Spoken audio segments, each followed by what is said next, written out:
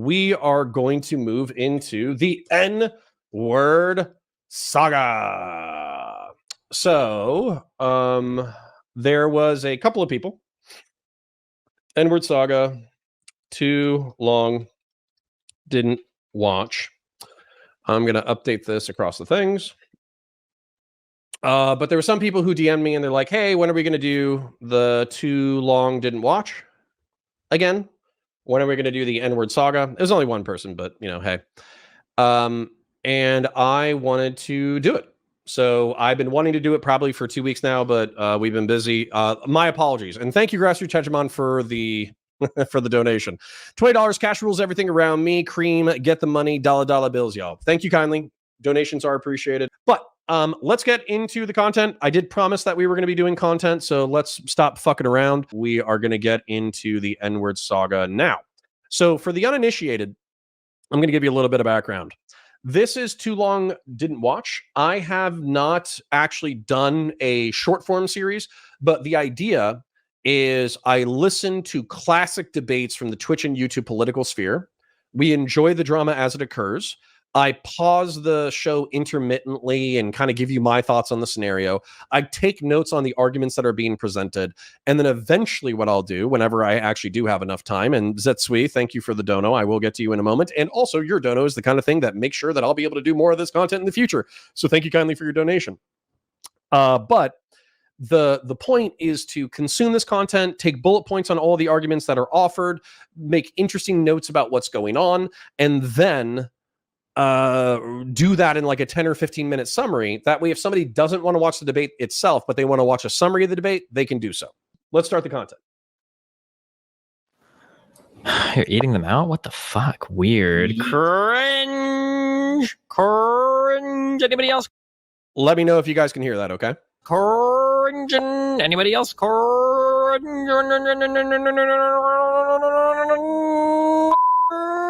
Wait, whoa! Hold on. What? I thought I heard it there. Heard what? Holy shit, dude. Wait, I was just saying cringe. Wait, what did I say? Wait, link the clip. Did I actually? I didn't say anything bad. You didn't mean to say it, but it sounded fucking real bad. Wait, link. Wait, let me get the clip. I'm gonna post this live stream fail. I think they'll accept this one. Hold That's on. it. Oh my god! I'll be right back. I gotta delete the VOD. He said it. Wait, hold on. I don't even know how that happened. Hidden power, secrets, cover-ups, corruption.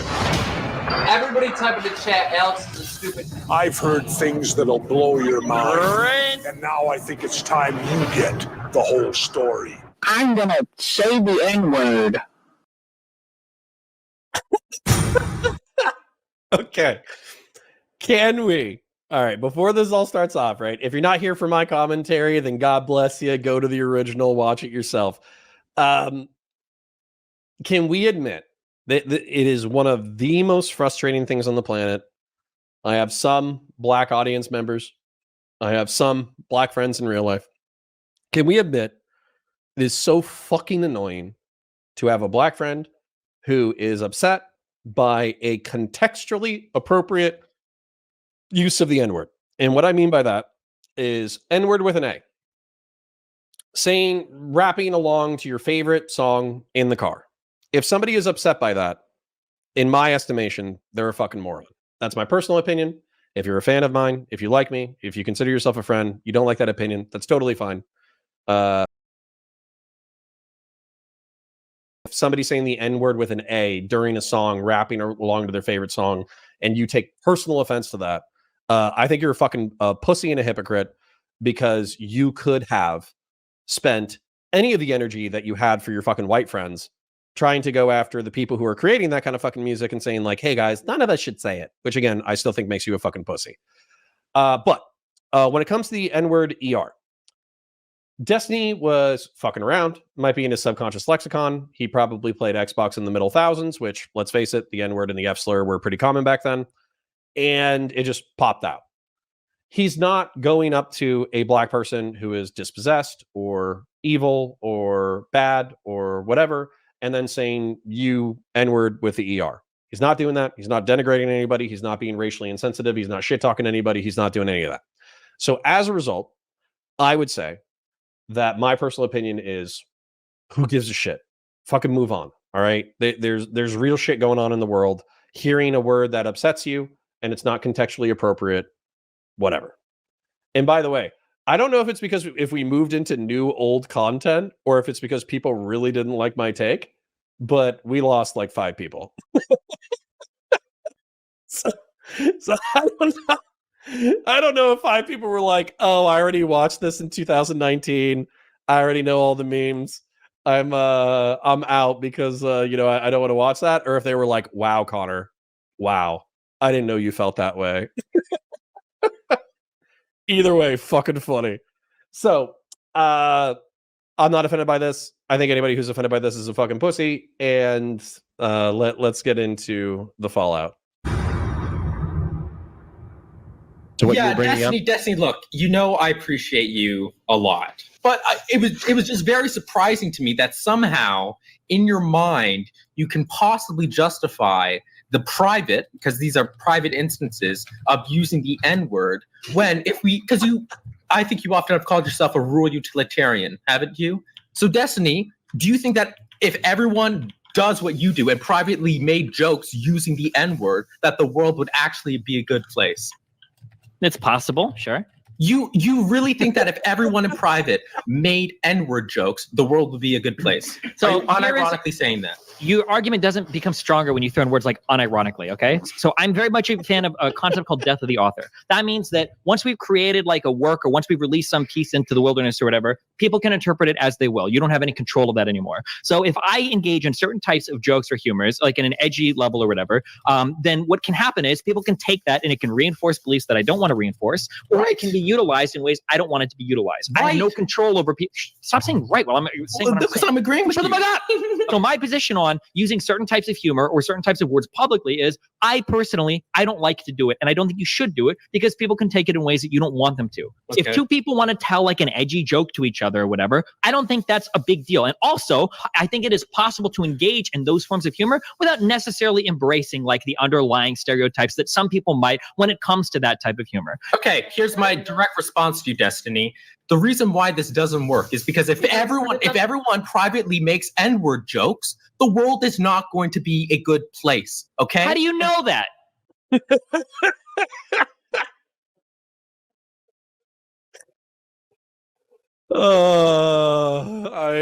I love this so much. So hold on. Rem the Bath Boy is one of the most difficult people to listen to in this space, and I'm happy that he's not creating content as often as he used to. I think we've probably said some friendly things to each other on Twitter, so I'm not trying to be like too personal about it. But my frustrations with Rem the Bath Boy is he talks about how, he's a philosopher, he got a philosopher degree, he did this, he did that, therefore, only people who are equivalently intelligent or educated should be able to talk about things. And then he's just totally insufferable about everything he talks about. And then the other thing is he's a pedant as well. So there will be arguments that he will get into that are exclusively about words in their meaning. And as a result, you will have 2 people staring at a word for sometimes hours at a time, because literally, I think I've watched Rem the Bath Boy content where they were arguing about the meaning of a word for like 90 minutes. And what ended up happening was they ended up just disagreeing on what the word meant at the end of the day. And that's the thing is, people use words in different contexts. Okay. So for instance, this is a mug, right? It's a mug. It's a ceramic thing that holds coffee and on occasion ice cream and all that kind of stuff.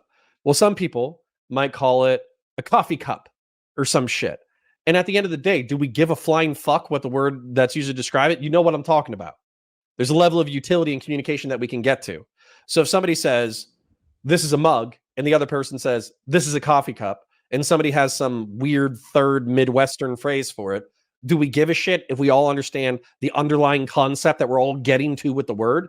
And the answer should be ultimately no. We're trying to move the conversation forward. But what will happen is Rem, in some of the conversations that I saw, he would spend 90 minutes arguing that the best word for this is coffee cup. And then he would have like some philosophical argument for why mug is an inappropriate racist term that we shouldn't use anymore. So yeah. So you're saying that all mugs are ceramic? Yeah, exactly, Zetsui. Exactly. So, dude, yeah, absolutely wildly frustrating. Oh. Okay, sorry. I'm getting like a little bit like amped up before we even start. I need to relax a little bit, but let's continue.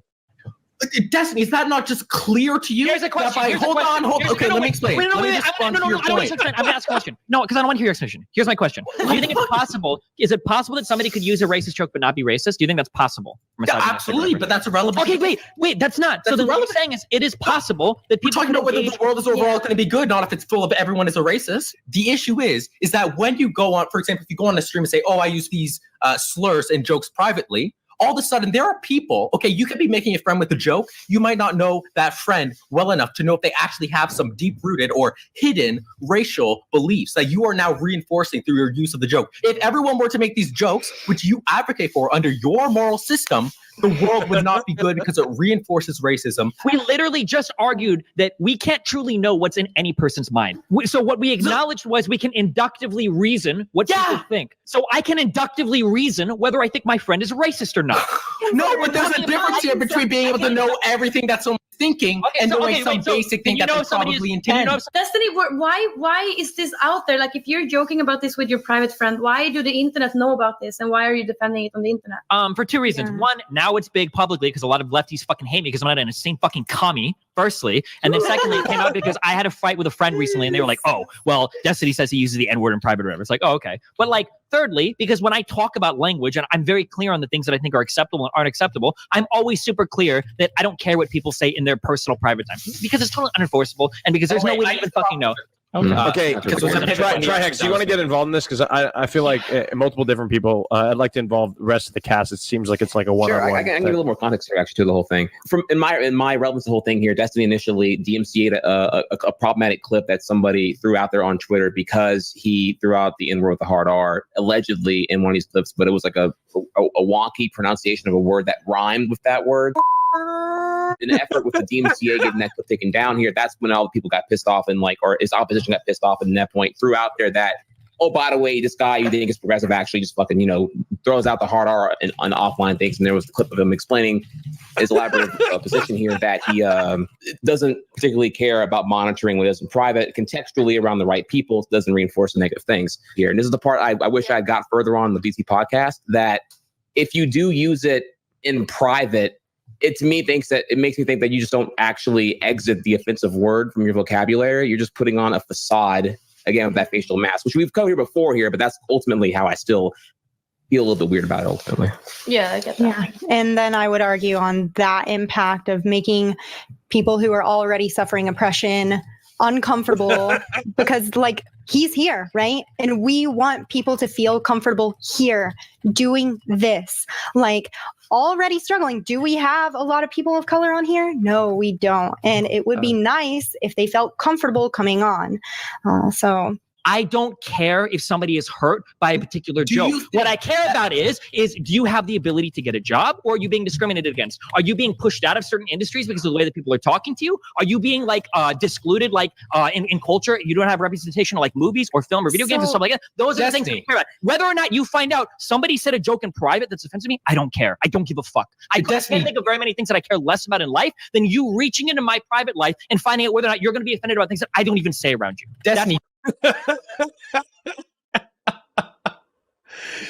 Man, this is just classic content. I just absolutely love it. So let's do a little summary. I like to pause every now and then, interject my own little summary in the worldview on it. So Rem says the world will be objectively worse if everyone says edgy jokes in private, and Destiny is like, where the hell do you know that? And I think that the argument is going to be between liberals and leftists. That's actually how this is going to boil down. This is why this was a drama in the first place. So a liberal is going to think that, well, freedom, having freedom of conscience, the ability to express yourself, being able to have fun, play with words, It's one of the most like fundamental rights of like art and expression that makes us human. And therefore, if we're prohibited from making dark jokes or fucked up jokes in private, then this is kind of like the Orwellian nightmare of like thought crimes that leftists, seem to want to, at minimally culturally enforce, if not legally enforce. And then Desi asked the question, can you joke about stuff without being racist? And Rem says, of course, yes. But on a scale of things, if everybody has this belief, then the world is going to be a worse place. Guess what? Rem is correct. Okay. So if we had a world where everybody, let's use Jews as an example, just because, they're already getting the shit kicked out of them in the media. If we had there is a world right now where some people think it's okay to joke about the Holocaust, and a lot of people don't think that it's okay to joke about the Holocaust. So if everybody on the planet thought that it was okay to make jokes about the Holocaust in private, there's no way of knowing who is a Jew and who's not a Jew, and who had family who died in the Holocaust and who didn't have family die in the Holocaust, and who's sensitive about their minority status and they're being threatened by the white cis het straight Christian majority and all that kind of stuff. So eventually you're going to piss someone off, you're going to make them offended, you're going to make them sad, et cetera, et cetera. So you will make the world objectively a worse place because you are offending someone at the end of the day. But guess what? The world doesn't come with fucking training wheels. You should get offended on occasion. And as a matter of fact, it's happened to me several times. I have been offended several times. And the truth is, I think that what a liberal would come back with is that the utility of having the freedom to express yourself in the ways that you feel are fun and interesting and weird is infinitely more powerful than somebody else's offense. And therefore, go fuck yourself, you self-important, frail, fragile pussy. And this is the right stance. It was the right stance, even if the world is a slightly worse place because we jab at each other's trauma, the world is improved in a different way in which we are more free to express ourselves, and therefore the world becomes a better place. So Rem is right. Minorities will be more offended. Destiny is right. Who wants to live in that insufferable, unenforceable thought speech, progressive hellscape? I do think it's funny that the host is like, Trihex, do you want to get involved in this? Being like, oh, hey, black guy, do you want to get involved? Are you offended by Destiny's use of the N-word? And Trihex articulates, oh, this is ostensibly progressive person. And this is really funny looking back on in retrospect, because progressives really have just absolutely annihilated their own fan base, right? Because you could love trans people, you could love pronouns, you could love non-binary people, you could love other kin, you can love furries and the gays and the bisexuals. You can care about the Palestinians. You can support, Medicare for all. You can support, decommodification of basic human needs and workers owning the means of production. You can support all that stuff. But if you say the N-word in private, God help you, you're not a progressive anymore. And that's what I find so funny about the phrase ostensibly progressive. It's like, name a policy that Destiny believes in. He's getting a little bit more centristy now, but name a policy that he believed in at that time, and he would have been beat for beat, lockstep with like liberal progressive politics. But he's not sufficiently progressive because he makes edgy jokes in private. Fucking hilarious, to be honest, for me.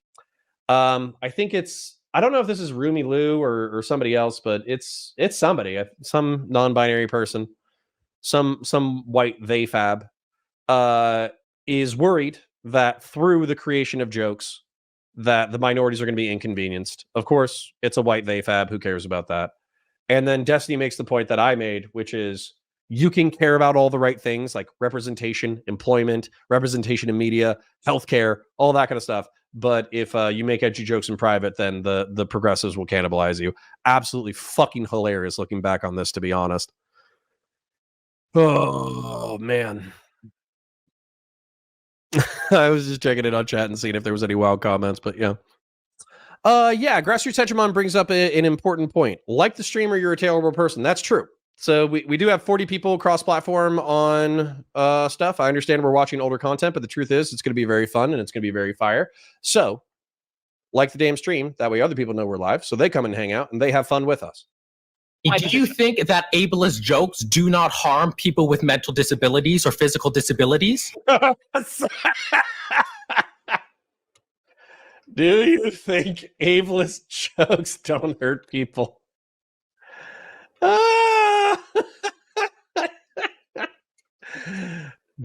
Yes, it might. But guess what?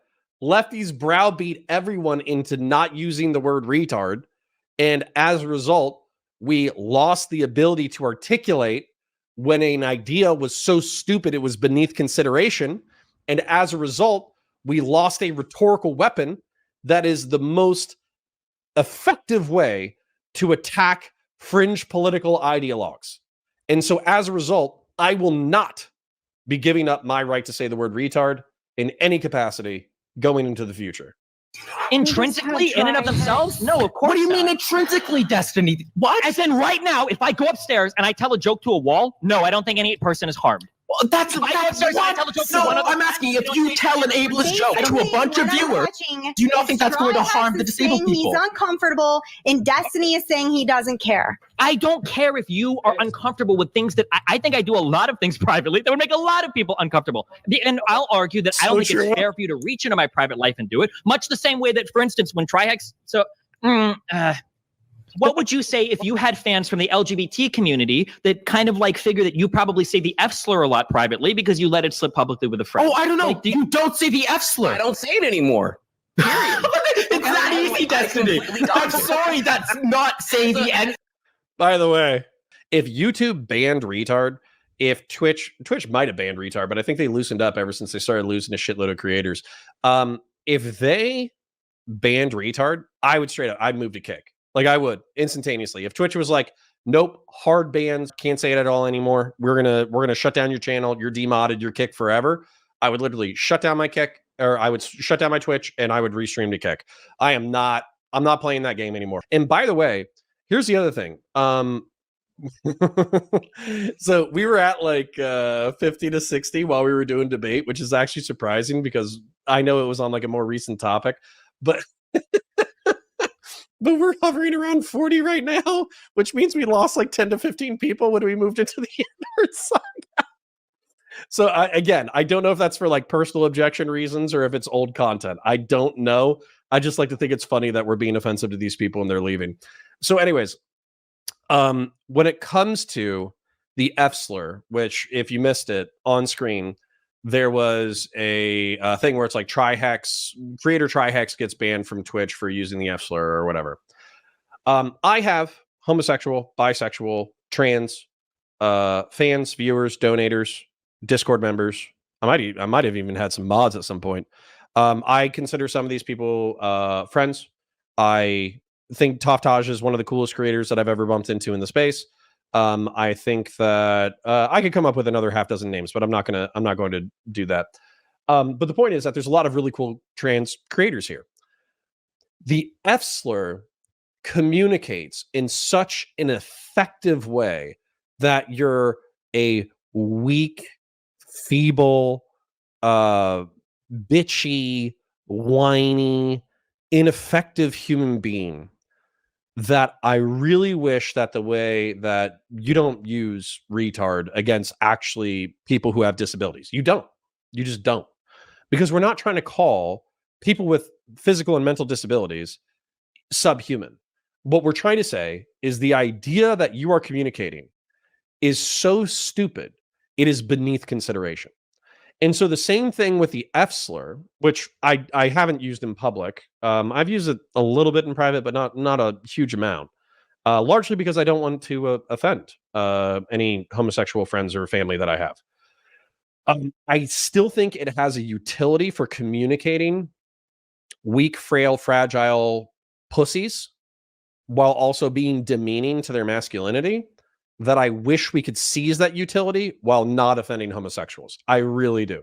I really wish we could seize that utility, but unfortunately, we're just not there yet.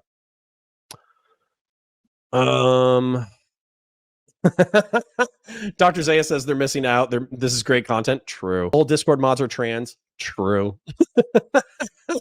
Now talk about the Y word. Clap, do clap, better clap. I don't know the Y word. What's the Y word? Can you type it or spell it out?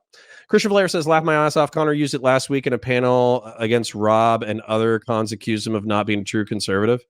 The F slur? Did I use the F slur in a panel against Rob?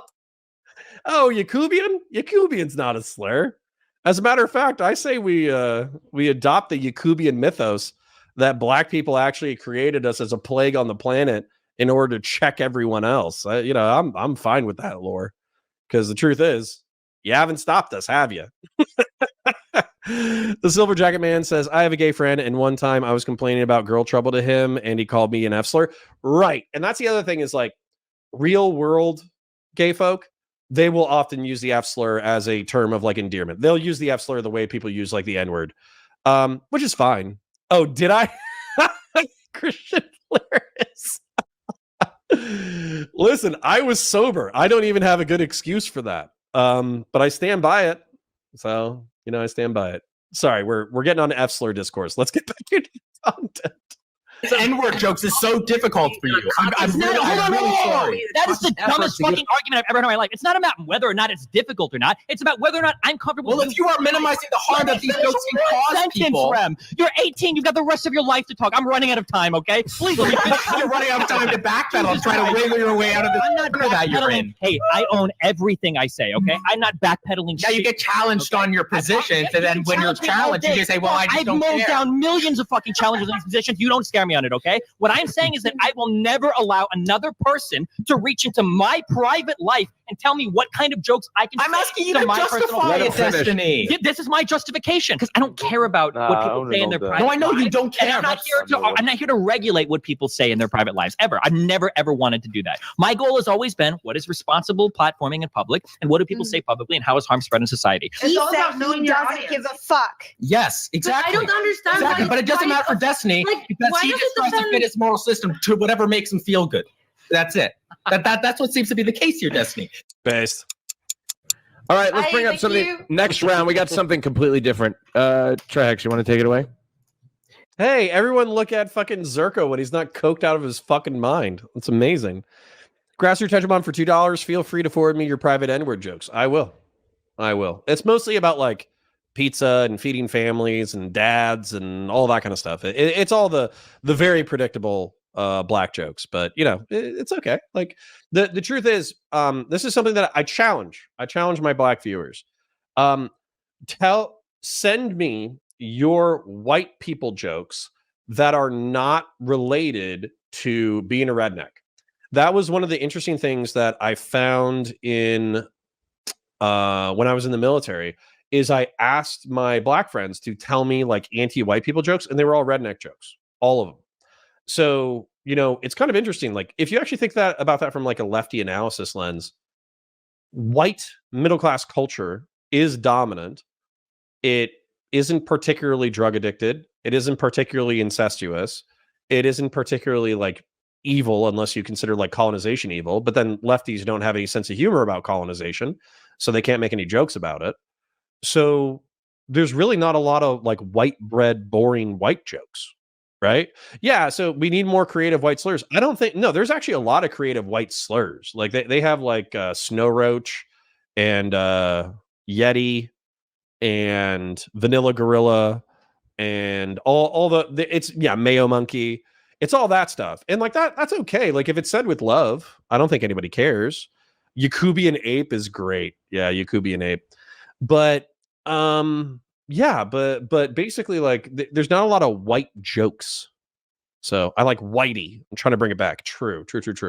Sorry, I'm distracting from the content. Let's continue. My life is a joke as a white guy. Does that count? It does for me. I found that funny. Yeah, man. I've been it hit me kind of hard. I'm not gonna lie to you, Destiny. Whenever you said that you don't care how others come off with your private demeanor, even if it includes the usage of, like, the insular or whatever it may be. I don't choose to be black, and I ultimately have been offended by that word, whether it be hard R. I guess the one you were. I defended you for a very long time on that. I knew you had said hard R in the past. I knew that you Whenever I try to confront you with it on the podcast, I figured you had like an elaborative reason, which was just the DMCA clip where you where it was just like some like onomatopoeia thing that you try to overreach into. But the difference here is that it's really disingenuous for me to continue to conversate with you if you privately still use hard R, the most contextually offensive word in modern American English language, or whatever you want to call it, dude. True. I'm not sure. It sat with me very problematically when you admitted that. Problematically. Bring back the F slur. So I wanted to make a comment real quick. This is how Destiny gets laid. Being confident in a debate, being funny, being charismatic, being intelligent, being quick, all that kind of stuff. That's how he gets laid. So there's those little e-thoughts who are all concerned trolling him about, his private use of the N-word and all that kind of stuff. And the truth is, some of them are laughing on the inside, some of them are laughing on the outside. And charisma and humor and intelligence can be very redeeming qualities that might get you over certain aesthetic hurdles. So the truth is, while Destiny might not be like a conventional Chad, I'm sure that his sense of humor and charisma and intelligence in debates is part of what has made him attractive to women. Trihex is being super sensitive here. I do understand it was kind of like a different time in Twitch. We're going back 5 years. This is from 2019. Is the people were kind of like going down the progressive rabbit hole, and they were trying to figure out where the rules were as far as like private and public conduct. And I think this is where it's almost cute how naive people are, where they're extending terms like problematic into private behavior. Now, if you want to say, hey, I don't like you using the N-word with a hard R in public. It makes us uncomfortable. It makes our advertisers uncomfortable. People don't know when you're joking, et cetera, et cetera. Awesome. Do it all the time. You want to use problematic for it? It's a little soy, but whatever. But when you're trying to reach and extend into people's private lives, that's fucking crazy. And Destiny was right to push back against that mentality. TF Methodius says, I'm over us pretending we don't know the difference between the N-word being used inoffensively and pejoratively. We know the difference in stop playing dumb. Thank you. You couldn't have said it better myself. Thank you kindly. Jonah Boy says, yeah, they're still lining up for that Destiny D, lol. Well, I mean, hey, listen, I invite the less attractive members of the audience to try to develop charisma, intelligence, sense of humor, and wit, and see how you do in your dating lives. I'm sure if you try to cultivate those virtues, you will become better. Grassroots Hegemon says some of them are paying him to call them the N-word. What? Fatherless behavior, but God bless them. Are we talking about race play? What are we talking about? Silver Jacket Man says, dude, hell yeah, you have to talk a good game. I'd argue that's more important than looks. You can be like an 8, but if you come off like a serial killer, that ladies aren't going to go for it. That's me. He's just like me, for real. So I'm not saying I'm an 8, but I've been called pretty in the past. I'm not as pretty as I used to be, but I used to be pretty. And I come off as a serial killer. I start talking to people about Rome and Warhammer 40,000 and my autistic fascinations of the week, and YouTube, and otherkin dog people, and its pronouns. And girls are like, this guy's a fucking psycho. Please get me out of the room with him. This is, of course, was a decade ago before it's dog people. But the truth is that the vibes, I always had some hoe scaring ideology that I wanted to share with the room. And so as a result, I would only attract women who were fearless. And that's, to be honest, that's something that is a double-edged sword. And my wife is a fearless woman, and she puts up with my shit. And you know what? I think my relationship with my wife, I am going to say that I'm proud of it. I think my wife and I get along better because I was spouting off with some hoe scared ideology, and she wasn't scared of it. It was great. Yeah, Connor invented otherkin. He's reaping what he sowed. True. I go to the gym just to feel a workout pump after, and it helps me feel good. Oh, okay. Sorry for distracting. Let's continue. I wish I had a more objective way to frame that. Yo, I'm like a little frustrated because we're at like 30, 35 people, 36 people cross platform, which is fine, by the way. But we keep getting like 5 and then 5 leave, 5 and then 5 leave. And I know we're watching like old content or whatever, but what else are you going to watch? You're going to watch some fucking Tom Tent for the 50th fucking time? You're going to watch some fucking Admiral Gibbs versus President Sunday? What the fuck are you watching? We're watching the N-Word saga, motherfuckers. Yeah, but just in terms of feelings, to me, that wasn't cool. Well, listen, I love you a lot, buddy. I mean, like, I enjoy talking to you and I enjoy interacting with you. If you legitimately think because of jokes that I say privately or whatever that I'm racist, I mean, that's completely on you for you to believe. I don't reach into your... Wait, hold on. Okay, I don't reach into your private life to figure out like what you say or don't say that I may or may not like it if you say it around me. I mean, if you think that like you can get offended, or if you don't like something, or not even get offended, but if you feel like something I say is like actually like a judgment to you or disrespectful to you in some private manner, I mean, that's completely for you to believe. Like, that's fine. I understand your opinion there, but did I get the DT podcast canceled? No, this is something I would have talked to them about in private, but I'm just choosing to like, because obviously my body language is implying I'm discomfortable currently, so I wanted to acknowledge it. I think I should be able to joke about things or say things like privately that everybody shouldn't necessarily. I know you feel this way, Destiny, but we're looking at whether that is right or not. You can't really seem to give me a justification for doing this. Okay. So one's in chat if we should skip to the Big Brain podcast, which is Mind Waves. Okay.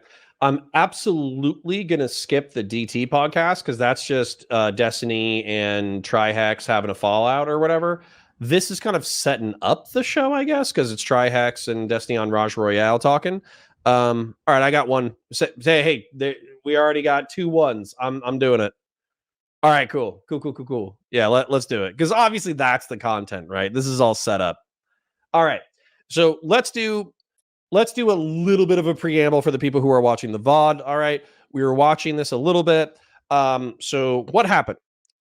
Destiny was playing chess. He was saying cringe, and he was repeating that word over and over and over again. It kind of repeated on itself until it said the N-word. This kicked off discourse about whether or not it's okay to say edgy jokes in private.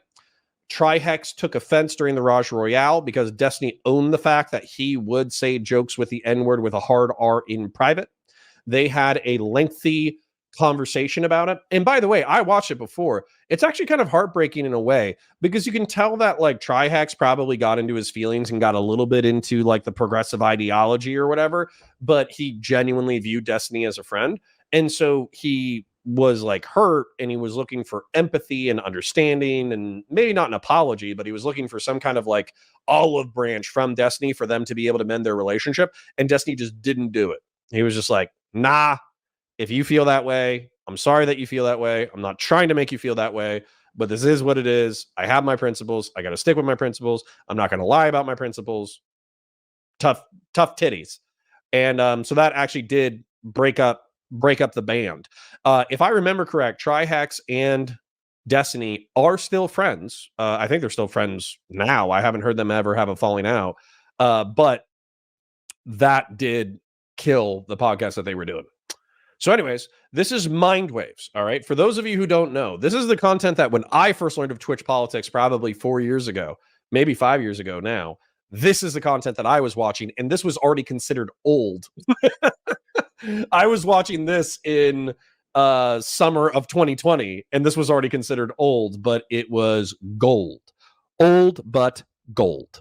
So yeah, let's get into it. You know, it's a and yes, the gangsta left is on this. lot of, being friendly don't mean you're my fucking friend, and that goes for some individuals in this stream, man, that being polite and joking about certain shit that damn well you couldn't walk into a room full of people of color and joke like that or say something like that. It's a whole lot of that. No, I don't know. Destiny, I know this has been a topic for you. You've already discussed it.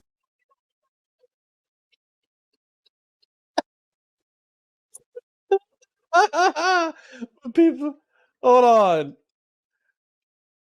Look at this.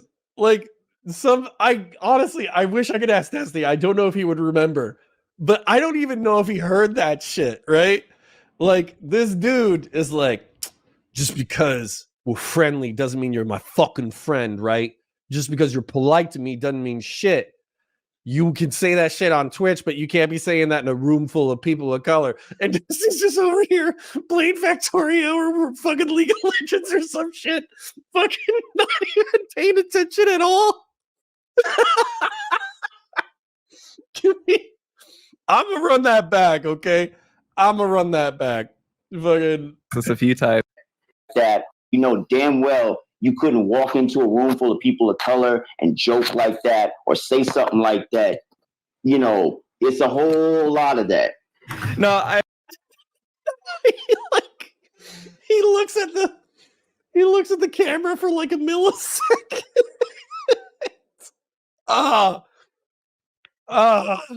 This was Twitch, man. This was peak Twitch politics right here. Holy shit. Grassroots Hegemon, this conversation aged like fine milk and I endorse it entirely. Remy LeBeau says, whatever happened to Bastiat? So Bastiat had a job. He was working as a corporate lawyer. I think he was working in oil and gas, and he was already making decent money. And I think he got promoted or he moved to a new job or whatever, and he just had a wife and kids and shit. The best clip, I've had a couple of conversations with Bastiat. He's a good dude. But the best clip from Bastiat is like, why can't any of you people be normal?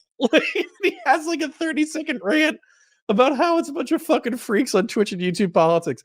And I'm not going to lie. This is like peak for me. I came in during Hippy Dippy.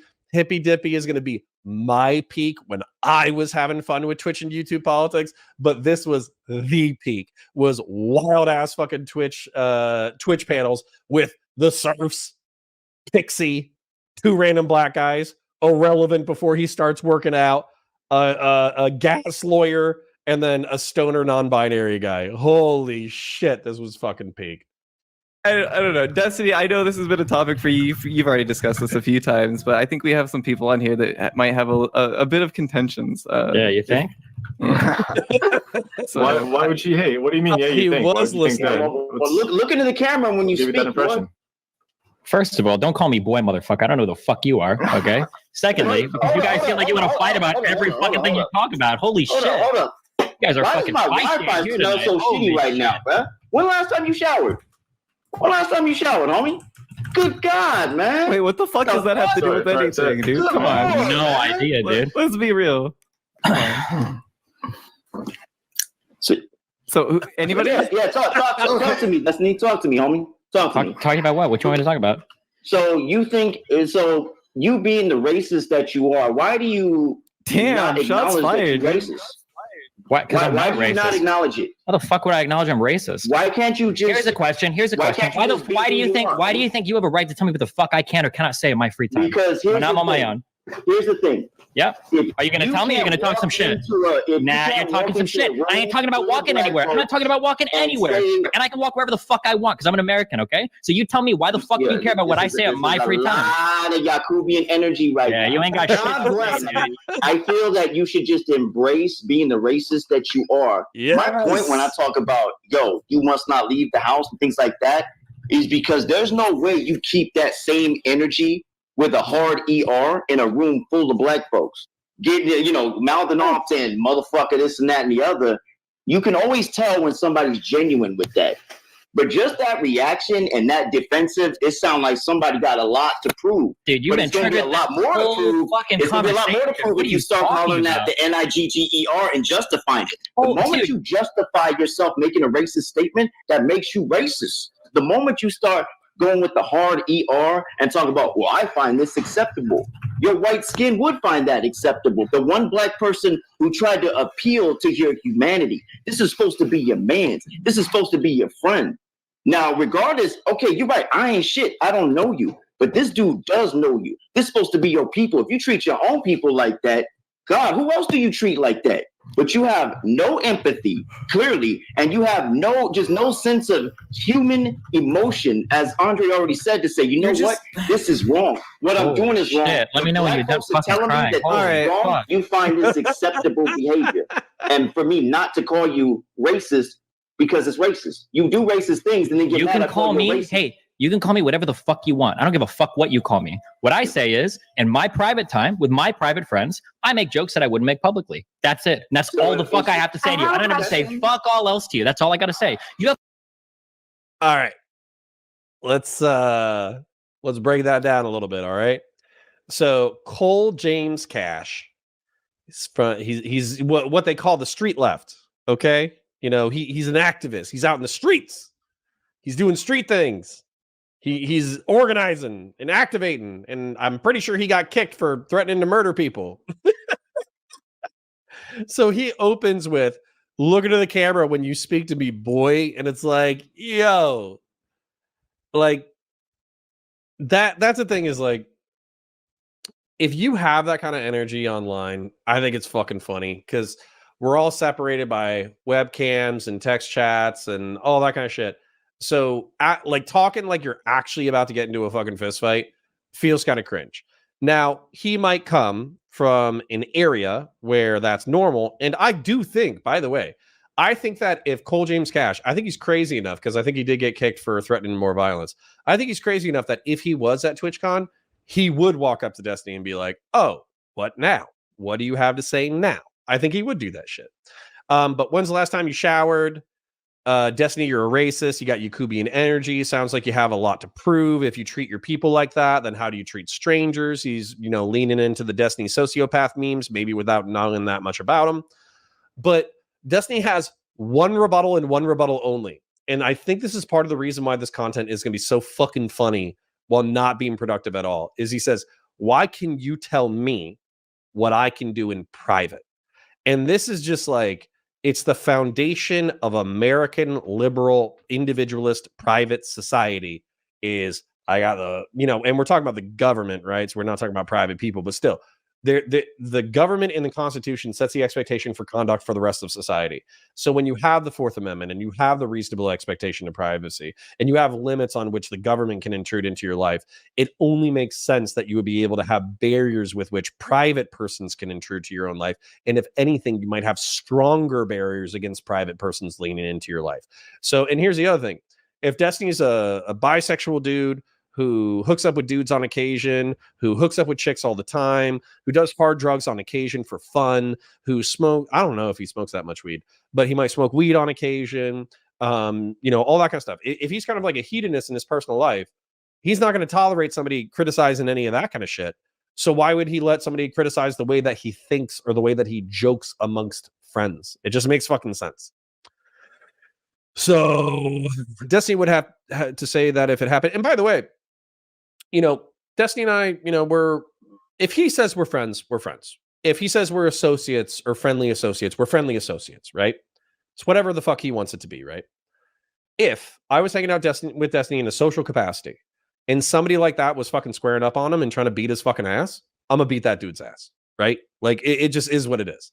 And it's not because like I'm trying to be like, oh, I'm so fucking hard or whatever. There's plenty of people who can kick my ass. I'm not saying like, ooh, I'm so badass. Like, no, there's plenty of people who can kick my ass. I'm just saying that if you're going into somebody's face, you're instigating it, and then you're trying to fucking throw down, and you think you can throw down because Destiny's not the biggest dude on the fucking face of the planet, we're going to do some shit. Oh, Mix Vivian Wolf. Hi, Mix. All right. Being tough online is just a Navy SEAL meme over and over again. True. Sten Franklin says the Gangster Left Tough Guy show is an all-time funniest Twitch politics moment. That's why we're watching it. Mixed Vivian Wolf says this is some fucking old-ass shit back when we started Twitch poll panels with the Big Brain podcast. True. If I start on them. Mixed Vivian Wolf is coming in with a steel chair and saying that she can fist fight it. Oh, wait. I'm sorry. If your pronouns are she, her, I'm trying to be respectful. I'm not trying to be rude at all. But yeah, if you came in and you were trying to fist fight Destiny, I think I'd fist fight you. Yeah, 100%. You're Destiny's new Zerka. Yeah, the good news is I won't have a fucking coke addiction, and I'm not interested in post-pubescent, pre-age of consent females. So the good news is I'll do that. You're like all Destiny has left for right-leaning people to argue with. I know. I'll try to maintain my little orbit. Aside from the Vyvanse, Destiny doesn't do drugs as often as you think. I believe that. I think he's a workaholic. Anyways, I'm distracting myself with chat. Let's continue with the content. You have to tell me why you think you have a right to come into my private conversations when you're not there, and tell me how the fuck I'm allowed to talk. Do you go to Twitch cons or things like that? Again, you ain't got shit to say. Yeah, man, fucking Twitch con. I'm going to fucking Amsterdam. What are you gonna fucking do, gangster? Come on, dude. Mister, I'm from the fucking streets, but I don't actually live in the streets. Come on, dog. Fuck off. Get out of here with that. Nah. Get out of here with that fucking bullshit. This is what happens when you don't leave the house. When I don't leave the house, dude, I've been to so many more fucking. All right, hold on. I'm gonna cut you off right there. Ahrelevent. I know you're sitting in here in the corner, fucking seething at the mouth. What do you want to add to this conversation? Ahrelevent. I guess Cole James Cash is getting twisted over the fact that Destiny is white and approves of people saying it in private. So I guess I mean I'm fine with people saying it in private. What you got to say? I'm black. I don't know if you know. I think that you need to spend more time with your own people if you find that to be acceptable. That is so insulting to tell somebody they're not black enough to like have an opinion. What the fuck, dude? Come on, that's actually racist. That's actually racist. The problem is, I know that you'd like to think that, but the problem is literally every single study that I've looked at that looks at this scenario, like there was that study, then there's also this book, Social Dominance by Jim Sedanius and Felicia Prado. There's this study, Two-Faced Racism by Pika and Fagan. There's Grant J. Silver from Marquette University. And then there's all of the footnotes from all of those studies, and they all reinforce the exact same idea. And I've been looking for studies that actually counteract what they're saying, because I always try to challenge myself and look at, hey, are there other studies that show the exact opposite or show that there's mitigating effects? And the answer is no, there aren't. You know what? I'm actually not even all that concerned about why you use those jokes in private, because I really couldn't give a shit. What I'm concerned about is, why would you say that on your platform that literally thousands of people watch? I don't think that there's this like, because we're constructing like the mythical viewer where there's somebody that watches me. I don't care about the myth. Listen, man, I actually deal with this in my day-to-day life, and I write about it for a living. So there's no mythical viewer. That mythical person that you're talking about is the person that when I go into the streets of Montreal after 10 o'clock p.m. at nighttime wants to step out into the street and fight me, right? That mythical viewer is the kind of person that, when a black girl at a school, that when I go into living, so there's no mythical viewer. That mythical person that you're talking about is the person that when I go into the streets of Montreal after 10 o'clock p.m. at nighttime wants to step out into the street and fight me. So, oh man, the big bad streets of Canada. Canadians, what are you doing? Are you beating up on your black people? What are you doing? Oh man. Canadian white people are challenging Canadian black people to fights based on internalized racism and jokes? Question mark? All right, I'm still taking notes. I just want to make sure that I don't miss this, right? Because I want to be able to bullet point with you guys in a minute. Right? That mythical viewer is the kind of person that, when a black girl at a school in Scarborough talks back to him, he pins her down and rips her braids out of her hair. Okay, I don't. When I'm talking about the mythical viewer, DGGers are pinning black girls down in school and ripping out their dreads. Scarborough, Canadian question mark? Rips out girls' dreads? Question mark? The mythical viewer did this. Okay, so as a matter of fact, I'm just going to break this down now because this is like one of the dumbest fucking things I've ever heard.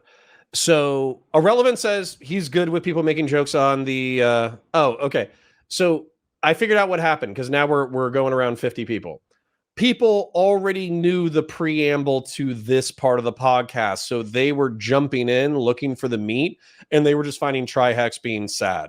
So they jumped back out because they already knew the lore. So to the 10 extra people who are here for the shit show, I salute you. You know where the blood is at.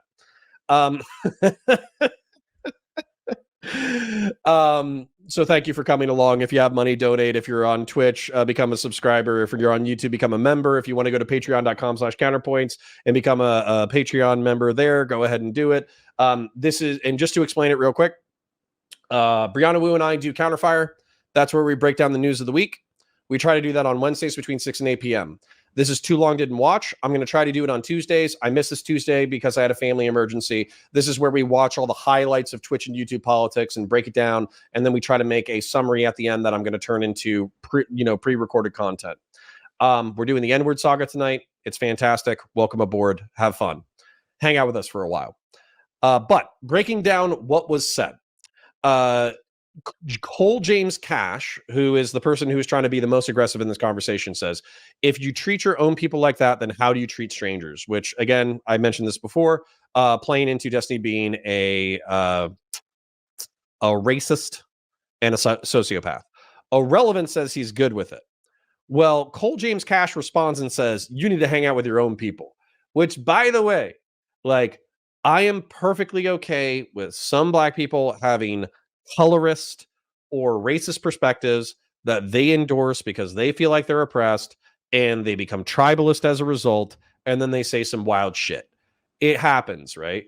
But you have to understand from a normie, middle class, white, anti-racist, or at least liberal levels of racism perspective, it just sounds like you're trying to deny the black identity of someone else. And with Ahrelevent in particular, this is before he started working out. He does look like he's hanging out inside a little bit more, so he's a little bit more pale. And so as a result, he might not be, Jamal. He's not like the blackest dude that I've ever seen in my entire life. But if you look at Cole James Cash, he's not exactly the blackest dude that I've ever seen in my entire life either. So it kind of looks like he's compensating a little bit. He's acting a little crazy. He's acting a little hood, as if he's trying to say that in order to be black, you have to be hood. And that is fucking racist. So when Mindwave says, hey, that's some of the most racist fucking shit I've ever heard in my entire life from a liberal centrist, perspective, it absolutely fucking is. Kormantine is trying to be the educated person in the room. And he says, I got books and studies that say racism is bad. Internalized racism is also bad. Awesome. I'm sure you do, buddy. Fantastic. Why are you saying it on your platform that you have fucked up jokes in private? This is something that I think happens later in the debate. But Destiny says, like, we picked the N-word because it was the specific example that we were talking about. But if we were talking about transphobia, racism, sexism, ableism, whatever, of course I'm going to reserve the right to say whatever the fuck I want when I'm in my private fucking time with my private fucking people. Go fuck yourself. And this promotion is cringe, soy, and lame. So apparently, we learned from Kormantine that the mythical viewer doesn't exist, and that Canadian white people are beating the fuck out of Canadian black people based off of internalized racism and jokes. That is something that he asserted in the conversation. Also, in Scarborough, that sounds like something in Pennsylvania or some shit, but I'm assuming it's another part of Canada. Somebody tackled a black girl and ripped out her dreadlocks because Destiny is saying that it's okay to have internally racist jokes in your private time. And then Destiny has not said a rebuttal. He's still sticking to, why can you tell me what to do in private?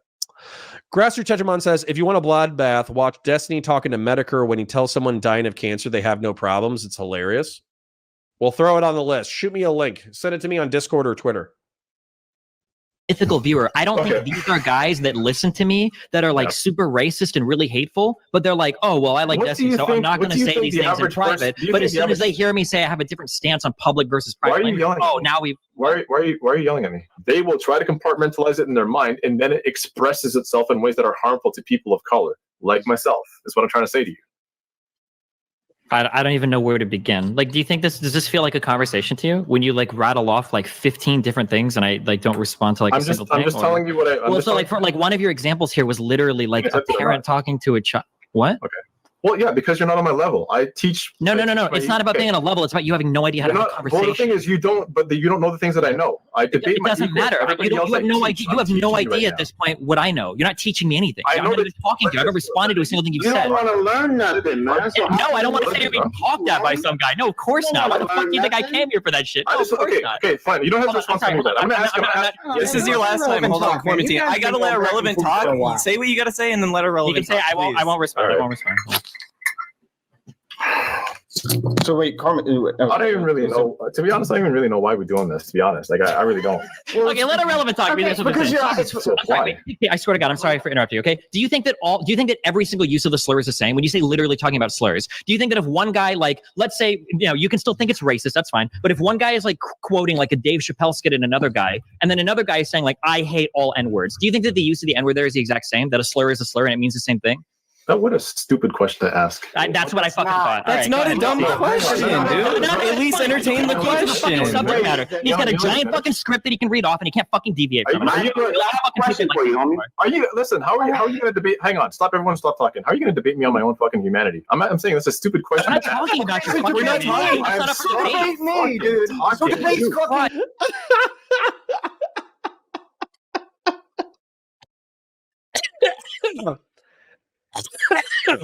I'm dying. Oh. I took psychic damage. I took damage.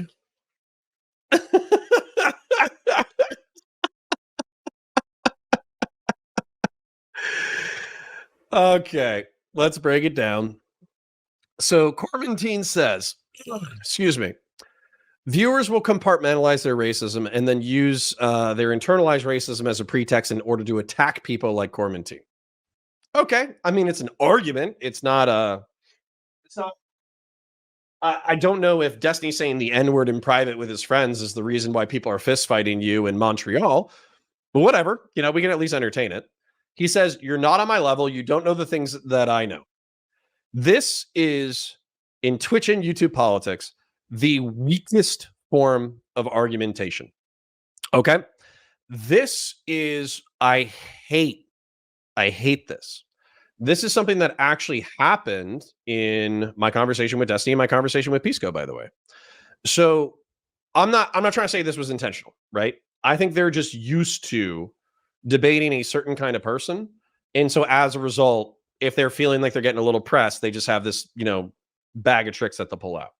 And so Destiny says like, oh, well, you didn't even read the decision. And it's like, nah, motherfucker. I quoted that shit like 2 or 3 times. I pointed out 2 or 3 things that were around paragraphs that you were talking about. I read the decision. I read a supporting decision. I read half of another supporting decision. I read the dissent. And I read Trump's indictment. So don't tell me that I didn't fucking read the shit. We can have different understandings of what we read. But no, I read that shit. So go fuck yourself. And by the way, like, I'm not, if that's like clipped or whatever, like, I'm not trying to be like mean or rude. I'm just trying to say, don't say that I don't know what the fuck I read. I have the capacity to read. I'm a relatively intelligent guy. Don't tell me what I did and didn't read. Another thing that Pisco does, I'm not saying it's intentional, I'm just saying it happens, is people around him and his judicial background, they will use his JD as a way to say, you don't know what the fuck you're talking about. He's got a JD, therefore you should just defer to him. And it's like, nah, absolutely the fuck not. A lot of what's happening, especially when it comes to that decision, is differences in interpretation and communication. And if you look at the way that the Chief Justices are arguing between the majority and the minority opinion, they don't even fucking agree. And I'm articulating the majority opinion just fine, and he's articulating the minority opinion just fine. So you can't just say, he has a JD, therefore defer to him. Because there's 9 people with fucking JDs, and they all disagree, and I'm articulating what they're saying just fine. So if you want to prove me wrong, don't appeal to authority. Don't say, you're not on my level. You don't know the things I know. You haven't read. You don't have a JD. Explain it to me. It is okay, because I'm not a fucking moron and I have the capacity to listen. It is okay to explain things to me, and I will listen to what you say. I will factor it into the way that I think, and I will see if I have a rebuttal argument or if I agree with you. But to just say, you're not on my fucking level, nah, bitch, this is Twitch and YouTube politics. That shit doesn't fucking fly. Appealing to fucking authority doesn't matter, and I'm pretty fucking sure that has never worked on Destiny in the history of his entire conversations. The question that Destiny uses as a rebuttal argument is, can we evaluate slurs based on use? Obvious. Interesting question. Is the N-word with an A in a Dave Chappelle skit, where I watch a Dave Chappelle skit, I go to my friends, and then I repeat the Dave Chappelle skit and then I say the N-word with an A while I'm repeating it, is that as bad as somebody cutting me off on traffic, me rolling down my window, getting them to roll down their fucking window, and I say, you N-word with a hard ER, right? Obviously not. The N-word with an A in the Dave Chappelle context is to bring humor, joy, laughter, fun. The N-word with a hard ER in the road rage scenario is meant to hurt someone else based off of immutable characteristics. These are not the same fucking thing. It's so goddamn obvious. And then one of the things that Destiny does that I think is actually pretty interesting is he points out that Kormantine doesn't have the ability to engage with his arguments in real time. He only has the ability to rattle off a script. And so Kormantine caught, this is my evaluation of the situation. I'm not saying this is accurate. I'm saying this is what I believe. Caught flat-footed as, how are you going to debate me on my own humanity?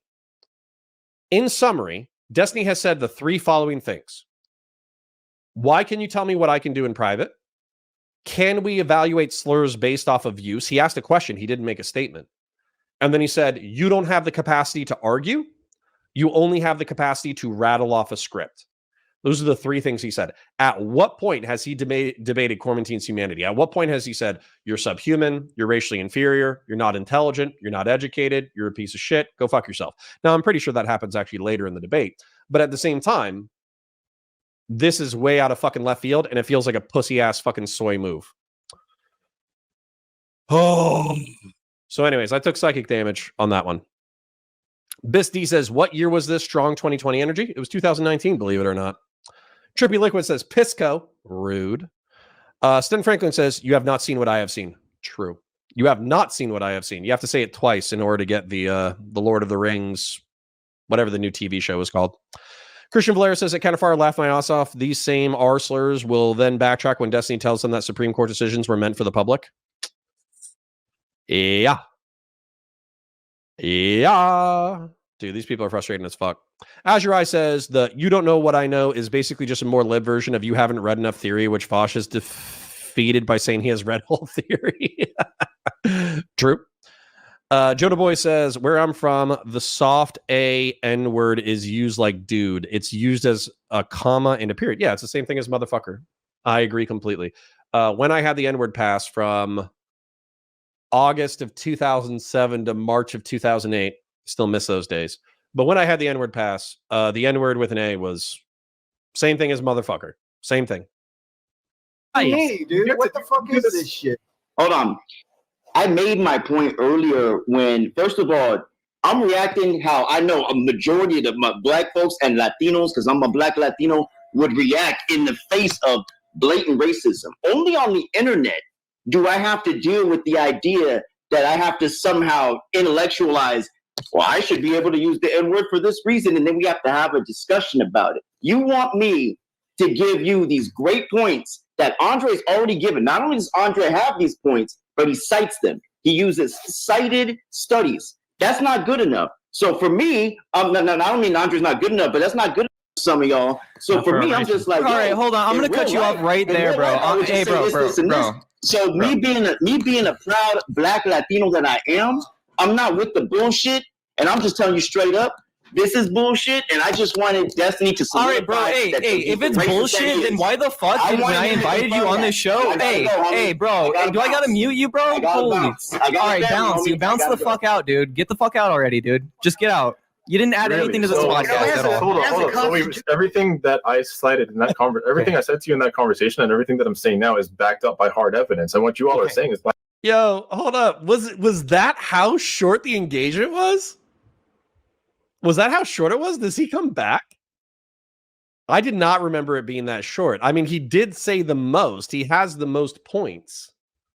But he literally just said a whole bunch of shit and bounced. He literally just called Destiny racist and then he dipped out. And by the way, that kind of feels like a buddy fuck move for Kormantine, because I'm pretty sure it was supposed to be Kormantine and Cole James Cash on a double team against Destiny.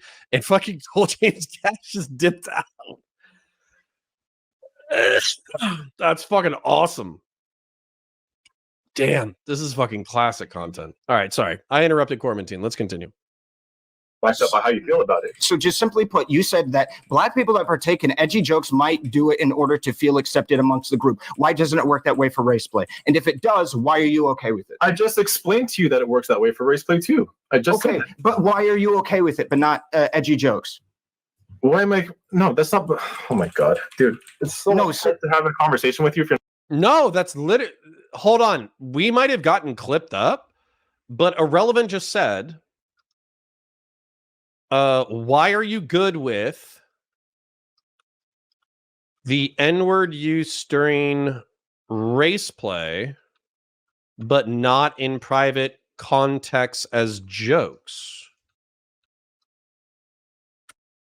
And for those of you who don't know, race play is like when you're having sex and then you say some wild racist shit as kind of like a fetishizing kink of your partner. So obviously that can go white woman with black man, fetishizing the fact that their love is prohibited, and if caught, terrible things will happen. And as a result, it's so hot that this N-word that is doing XYZ ABC, and then vice versa for, white male or Hispanic male and female. It's, isn't this so hot? I'm dominating you. I'm doing this way, all that kind of shit. So, so I don't know how this isn't a direct analog. It seems perfectly analogous. Candace Owens is hiring interns. I know because I just made it up. Based. Let's go. You're not going to listen. Okay. I did not say that edgy jokes are not okay.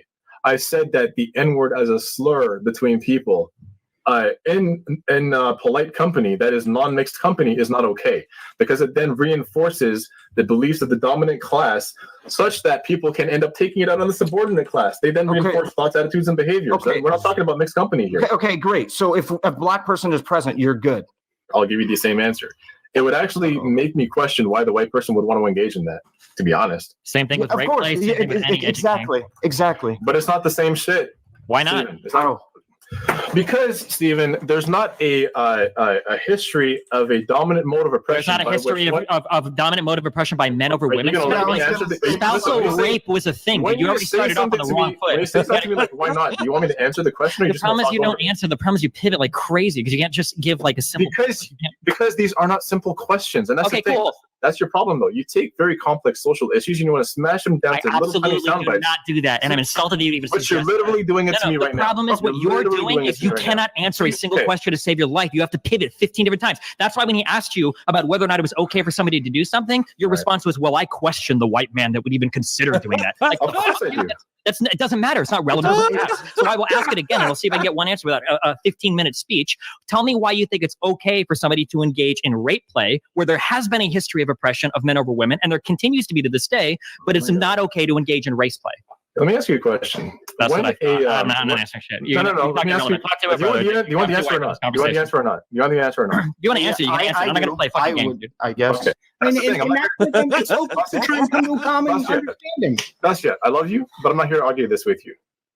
If you can't stop talking, this is something I'm speaking to out of my soul, out of my humanity. And I don't debate my humanity with most people. I'm having this conversation with you all because I think it's important for this platform.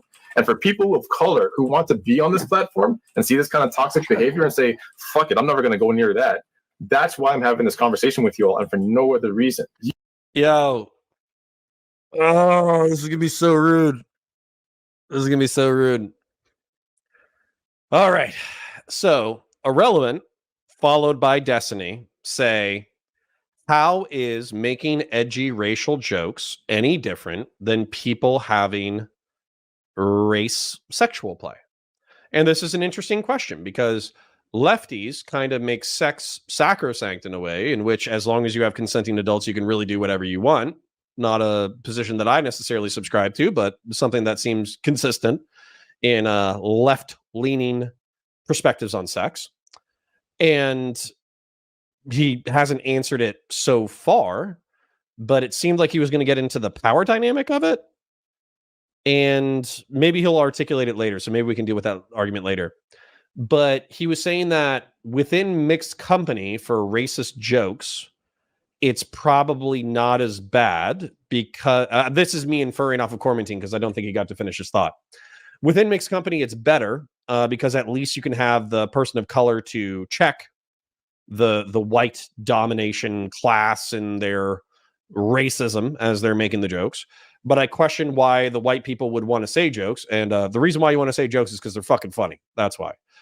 So for instance, if I make jokes, the pizza joke is the most common joke in racist jokes. And I'll go ahead and give you the prompts without the punchline. What's the difference between a black man and a pizza? If you know the answer, that's fine. If you don't know the answer, Google it. It's funny, right? What's the difference between a Jew and a pizza? And you can Google the answer. It's fucked up and it's funny. But they're both racist jokes. They're both fucked up. The reason why you tell the jokes is because they're fucking funny, right? And so when questioned, when interrogated, not only does Kormantine go, oh, well, don't interrupt me. I'm an academic. I read things. Don't interrupt me. Which just comes across totally fucking pussified in this space. But he also goes, I don't debate my humanity. And on top of that, all the minorities and people of color, they're not going to come hang out in your toxic space. And you know what? I'm going to say what the whitey fucking liberal and progressives couldn't say there. Good. You're a fucking pussy. Okay? If you want to come into the space, you want to throw elbows, you want to make jokes, you want to say slurs, please come in. The more the merrier. I would love to have black, Hispanic, Asian, fucking Vietnamese, Cambodian, Uyghur, Bantu, Nigerian, Bedouin.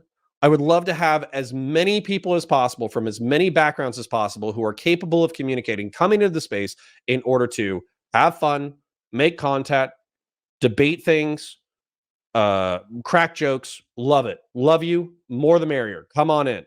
But if you're a fucking pussy who can't stand a single fucking joke at your expense, go fuck yourself. You're a fucking pussy. You're soft. You're fragile. You can't stand the world being abrasive. And by the way, people being mean to you on the internet is the lowest barrier for fucking entry of being able to survive as a human being. This is the simplest thing you can fucking do, is have somebody be rude to you, take it on the chin, and make a joke back. That is the easiest fucking thing on the planet as far as like being human is capable of. So if you can't do that, stay home, fucking be on be on Threads, right? Go to Threads, stay on Instagram, you fucking pussies. Oh. Anyways, Candace Owens is a postmodernist conservative. She does not hold views based on logic, but postmodernist reasoning. I mean, I kind of agree. She doesn't really follow like modern conceptions of objective reality. She's literally like she's like a post-rationalist, actually. She goes off of romantic feelings. I cook a pizza. I don't have an Italian joke about pizza, interestingly enough. I mean, this unironically, Lance can take it too long. Rude. Lance was very nice to me. He set up a fantastic debate in which Lauren Southern and I just absolutely fucking trounced him. So, yeah. We salute Lance for giving us the content. I will debate Lance's humanity. True. All right. Anyways, back into the content. Let's continue. You might be able to shout me down. You all might be able to talk over me. You might even be able to possibly win this argument in the eyes of your viewers. But you know what you're saying to everybody else who would want to be a part of this and have conversations and build communities here and possibly build movements? You're saying to them, you're not welcome. That's so stop being a fucking pussy. It makes me upset that we're having this conversation. That's why Cole cashed out like that. Cole cashed out because he's a fucking bitch, dude. Don't act like he was taking some fucking high ground on some moral bullshit. What? All right, bro. Like, honestly, hold on, Kormantine, hold on, bro. Let me get this out. No. Oh, he's trying to finish the fuck up, dude, and then I'm gonna pass it off to my other bro. All right, go ahead. I just want to know what is missing in your soul that when you're challenged like this, you fucking start yelling. No, I'm fucking done with this, dude. Kormantine. It's a debate panel, okay? Now, I will agree that when people are being empathetic to Destiny, sometimes he does not reciprocate, particularly if it's on content, okay?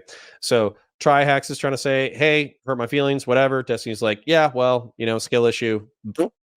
And then with Cole James Cash, he's like, yeah, just because we're friendly doesn't mean you're my fucking friend, right? Like he's obviously angry about something. If somebody said that shit to me, I'd be like, hey, bro, what's bugging you, right? Maybe we can come to some consensus. Maybe we can be friends at the end of this. Maybe we can be friendly and we can be friends. That's my instinct because I'm a naturally agreeable person. Destiny is not a naturally agreeable person. So if Kormantine said this to me, even if I thought it was cringe, I'd be like, listen, man, skill issue. You're too soft for the space, but tell me what you got to tell me because I'll try to listen, right? I'll try to learn something, right? I'll try for you. And then I might call him an F slur later on. We need a Winnie Hut Jr.'s version of the internet for the pussies, Jonah Boy says. I agree. It's largely called Threads and Twitch. No offense, Twitch. I mean, are you going to start talking about souls and spiritual bullshit? I'm done talking until Ahrelevent talks. I don't want to cut anybody off. Ahrelevent, go ahead, dude. Okay. You got the floor, dude.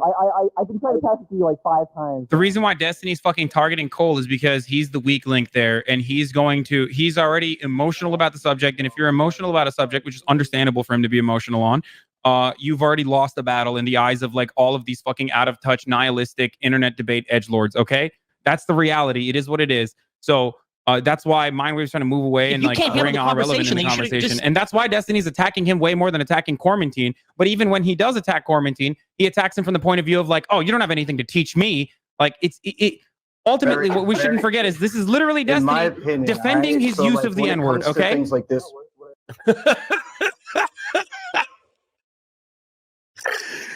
Yo, I'm only running till midnight because I got a life and kids and shit. But we're definitely running this back. We're gonna continue because I forgot Hasan was even a part of this. I forgot that Hasan used to be a debate bro and got fucking mogged so many times and was so successful outside of debate that he just fucked off and stopped doing panels and stopped doing interactions with other people. I fucking forgot that shit. And here's the thing. So if we go up to James Cole Cash's arguments, let's find it. Unenforceable Trihex. Hold on. Let's find it. Okay. This is James Cole Cash. Being friendly doesn't make you my friend. Okay. That's largely true. Being polite doesn't mean anything to me. Okay. That's true. Couldn't go into the room and say that to people of color. Depends on the people of color. Again, I had the N-word with a pass I had the N-word pass for about 7 months, and I was exclusively hanging out with people of color. That's part of the reason why I think I got the pass in the first place. Look in the camera when you speak to me, boy. That's not a point. That's just being rude. When's the last time you showered? That's not a point. That's just being rude. Destiny, you're racist. Okay, you make an accusation of me being something. Now, of course, I would just own it. I'd be like, yeah, I'm a little racist. I say some racist shit every now and then. I have some negative perceptions about other tribal, ethnic, religious, and racial groups that I sometimes espouse in joking and sometimes serious forms. I don't think that it's inherent to any individual, but I do, broadly see trends amongst different peoples, and sometimes I'll make fun of that, and sometimes I'll comment on that in a negative way. You're right. I'm probably a little bit racist. But Destiny says I'm not racist because he's a progressive, so he tells him to go fuck off. You got Yakubian energy.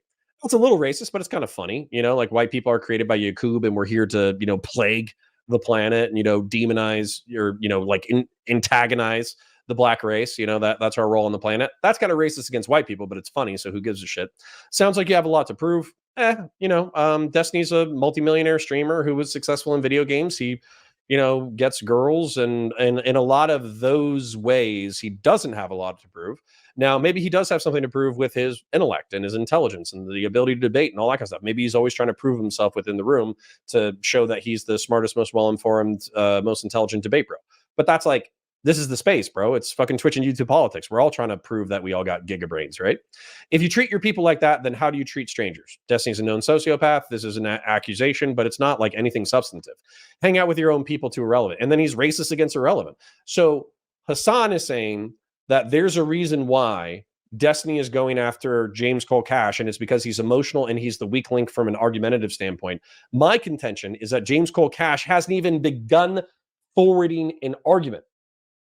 You said that Destiny was racist because he makes jokes in private. I guarantee you that if we went into James Cole Cash's, he says racist shit out loud in public. So if you're racist and you're accusing me of being racist, then clearly being racist isn't that fucking bad. So Hasan has his oppression glasses on, where he's like, oh, well, Destiny's the cis hetero-ish white rich male who's bullying these poor black oppressed boys. Therefore, James Cole Cash is right. But James Cole Cash hasn't even made a fucking point yet. So, yeah.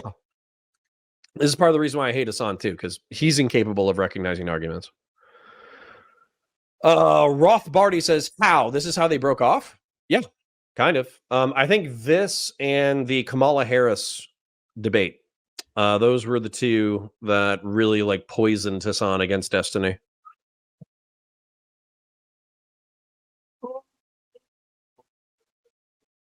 I only remembered Hasan. He mistakenly became an overt racist in this conversation. It's funny as fuck. I can't wait, dude. I can't wait. We're probably only running for like another 20 or 30 minutes. But honestly, we'll probably finish the big brain. And then we're absolutely doing Hasan versus Destiny. And then we might, Surfs TV, that would be great. Another Hasan, that would be great. Bad Bunny, that would be great. Alibrel, yeah. There's plenty here. I love it. There's so much content here. It's fucking great. I mean, how did you forget Hasan was in this? Well, to be honest, it's kind of like Hasan went into his Fortress arc. So I know that he's like relevant from like a viewership standpoint. There's 50 beautiful souls hanging out with me. There's 2 elementary school classrooms hanging out with me on this fine evening, reviewing old ass fucking content that is frankly hysterical. So thank you for being here, by the way. However, Hasan went into his Fortress arc before Vosh did. So in some ways, he's been kind of irrelevant to the debate scene for longer than Vosh. I think that's why I forgot he existed. I just shit talk him on Twitter on occasion. That's like the total amount of thought that I have towards Hasan. I think he's a fucking moron. I catch a retarded clip of him every now and then I make fun of him on Twitter, and I get thousands of likes, which, by the way, is not intentional. He legitimately says things that piss me off. All right, sorry. Let's continue. You know more about my history than I do? Yeah, it sounds like it, man. It just sounds like you haven't read any books or you don't know anything, man. I'm sorry. It's all right, man. Hey, what's going on, everybody? My buddy, Hasanabi. How's it going, dude?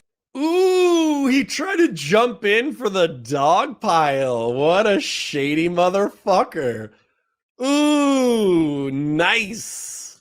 Nice. I like it. And by the way, I'm sorry for pausing so quickly. There is no problem with jumping into an active debate in which your friend is getting fucking shit on. There's no problems with that. But you have to remember that if you jump in on the opposite side to add to a dog pile, you will probably not be friends at the end of it. Just a heads up. If you get into content creation, if you get into this, that, the other, and you're like, oh man, my friend's a bigger streamer, fuck him, he said some wild shit, I'm gonna go fuck him up. You go do that shit when they're already getting dogpiled. That's a really good way to torch a relationship. And sorry, let me delete this. And then let me put in a single Destiny comment. I just don't think you've read anything. So I can't tell if these people are legitimately fucking idiots, but Destiny saying like, Kormantine, I don't think you've read anything. I don't think you know anything. It's obviously sarcastic. Kormantine held up 2 books. He talked about the studies that he read, all that kind of shit. So Destiny's fucking with him in order to say what you think is your strongest point doesn't exist. Go fuck yourself. That's hilarious. If you are a Destiny fan, you're going to know he's sarcastic. You're going to know that he's fucking with him. And you know that he's attacking him on technically his strongest point. If you're Kormantine, then what you should say, you should either lean into the joke and just be like, yeah, I didn't fucking read anything, but then give your arguments to show that you have read things. So you can say, oh shit, you're saying I didn't fucking read anything? Well, this book says that actually internalized racism manifests in this, that, the other. This book says that people who think that they're getting away with not being racist. Actually, their racism can manifest this way, this way, this way. Here's a diary from this person who interacts with white people on a day-to-day basis. This is where all of these very annoying microaggressions have actually impacted their lives to the point that they're suffering from mental health issues. Maybe they're a pussy, but whatever. And then also, here are my personal experiences that lead up to the fact that I actually think that you're woefully uninformed on this topic, and you're a fucking piece of shit for taking the position you're taking. That should be the angle. But I think what actually happens is Kormantine fucking pearl clutches and pisses and moans and whines and cries and shits and pisses. I'm pretty sure I remember that's what happens. So we'll see. How you doing, man? You stepped into a killer conversation, man. All right, hold on. I'm unclear what's happening here. I'm unclear what's really happening. I'm doing all right. I heard we were talking once again about the N-words, and I was like, this is it. We haven't talked about it enough, so I'm glad that this conversation's happening. Thank God. Sure. I honestly, I feel like I'm a little worried that I'm going to go over some stuff or I'm going to ask some questions that have already been asked, because we've endlessly deliberated on this, so I apologize. But can I ask Destiny a couple questions about this, or is that okay with everybody else? The first question you asked is how you've been doing, because I haven't seen you in a long time, buddy. I know. I told you to get Pepto-Bismol when you were eating that hot chip, but you obviously didn't listen to me. That's why you were flaming out of your asshole. Actually, that's why I'm having this discussion now, because I figured the pain of this conversation will wash away the stomach pain. Okay, The reason you're having pain in this conversation is because you actually have no capacity to listen. You just want to react to shit that people say without actually internalizing it. You don't know how to have conversations with people.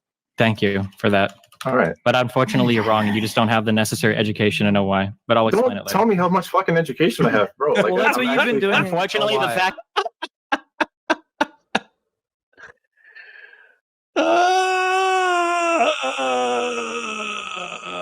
I don't think he knows he's being trolled. Kormantine says, you have no capacity to listen. Destiny says, you don't have the education.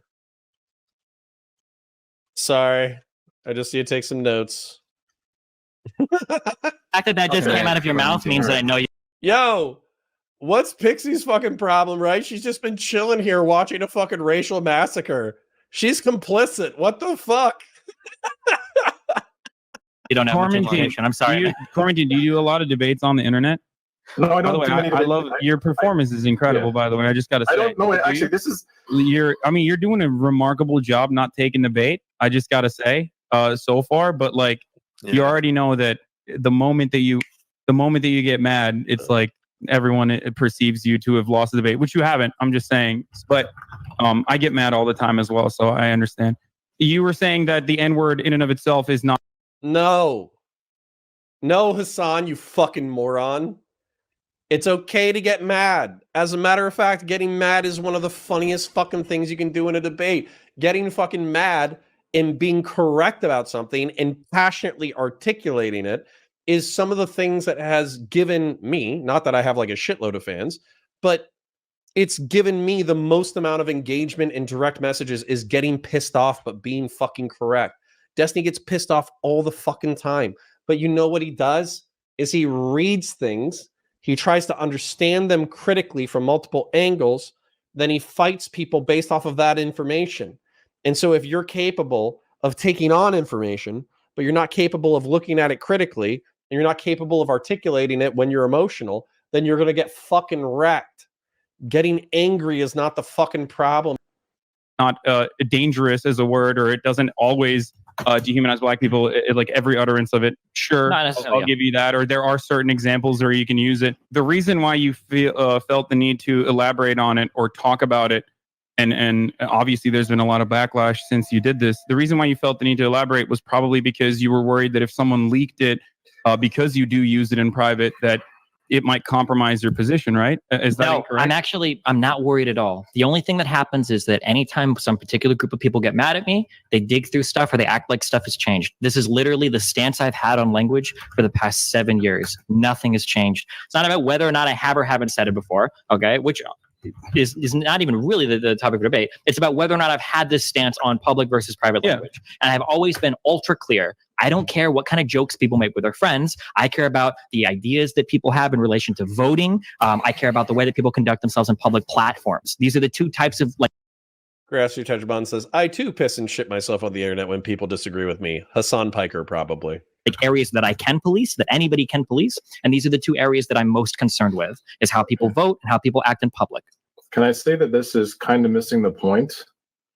I don't care what you say, but okay. I don't really care what he wants to say about my education. I know who I am. I know how educated I am. I know the work that I've done. He doesn't know me from shit, so it's okay. I'm not hurt by that. And it's also okay because generally the first thing that somebody wants to come back on when challenged by a person of color is to say, well, you lack the education to talk about your own fucking experience. It's just if I'm telling you things and you're just waiting to respond to me and not internalizing them or citing your own information, it tells me that you don't have a background on it. So yes, I'm going to say, how far back do I have to go with you here? Yeah, and that's the problem. And that's why I realized when you even ask that, I know just by what you're saying, you don't have the necessary prerequisites to have a conversation, my dude. Yeah, Like, I've been black my entire life. Who cares? Just because you're black doesn't mean you have a good stance on public use of language. Well, from two matters, from a standpoint of epistemology, from actual like learned knowledge, actual lived experience. Oh no, standpoint epistemology. Okay. Got to write that down. Let's go ahead and Google that so I don't fucking misarticulate what standpoint epistemology is. But this was the hotness back in 2019. It was the hotness, which I think is that standpoint theory, also known as standpoint epistemology, is a foundational framework in a social theory that examines how individuals' unique perspectives shaped by their social and political experiences influence their understanding of the world. Standpoint theory proposes that authority is rooted in individuals' personal knowledge and perspectives and the power that such authority exerts. First originating in feminist philosophy, this theory posits that marginalized groups situated as outsiders within offer valuable insights that challenge dominant perspectives and contribute to a more comprehensive understanding of societal dynamics. Standpoint theory's central concept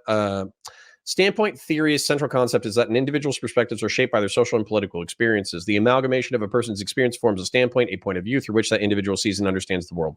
Okay, I'm not going to keep reading because it's repeating itself. But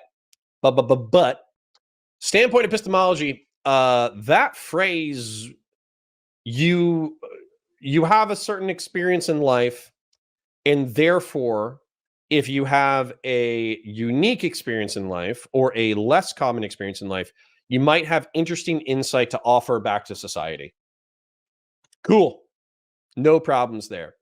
What people did, though, is they took standpoint epistemology and they said, because white people, white men and white women, have been centered in media and politics in the history of the United States for so long, we now have to defer our own judgment and criticism of the experiences of Black and Hispanic and gay people and LGBTQIA, blah, blah, blah, blah, blah people.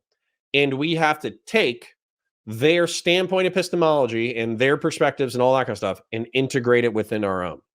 Now, if this is done in relatively speaking good faith, like a gay person says, hey, when you guys use the F slur and you try to make sure that I'm cool with it, there's actually a weird social pressure where I want to fit in with you. So I want you to be able to use the F slur.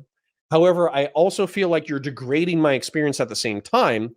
So I'm giving you consent to be fucked up in my presence so I can become a part of the group. But the truth is, I'm still a little bit annoyed by the way that you perceive people such as myself. That's an interesting insight. I don't think I had that insight 20 or 30 years ago, right? I don't think when I was in, 2000s and I was using the F slur left, right, and center, I didn't think like, oh, maybe my gay friends are just giving me permission because they want to fit in, right? I didn't think that shit. I didn't even fucking think about it at all. So that's an interesting insight that can come from standpoint epistemology. However, when you have white people saying, as a cis-het white straight man, I need to sit my white ass down and listen. That is so fucking cringe that I would rather take a pencil and shove it up my fucking dick tip than articulate those words out loud sincerely. So fuck that. Still dumb. You better have more to offer than I have standpoint epistemology and a few books to read. You better be able to start articulating what those arguments fucking are, or else you're going to get your shit kicked in. This is why I actually love Twitch and YouTube politics. I'm not kidding. So real quick, another little bit of a rant. I love Warhammer 40K. It's fantastic. I'm so happy I get to break down Warhammer 40K and it gives me money and we're up to 76,000 subs and we'll probably break 100,000 subs by the end of the year. Ecstatic. Great. Love it. The reason why I love Twitch and YouTube politics, particularly the debate scene, is because it will take these ideas that are infecting our culture and it will put them under the scrutiny of every political perspective you have ever heard of. There's ANCAPs in here. There's ANCOMs in here. There's tankies in here. There's fascists in here. There's neo-monarchists in here. There's Republicans in here. There's conservatives in here. There's liberals in here. There's progressives in here. There's sock dems in here. And it will rip apart any perspective that you put forward. And I think that is fucking beautiful.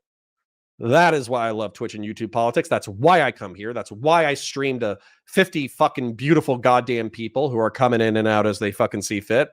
This is why I do it, is because you take bullshit and you put it through the fucking grinder. It makes me proud to be a goddamn American. Oh.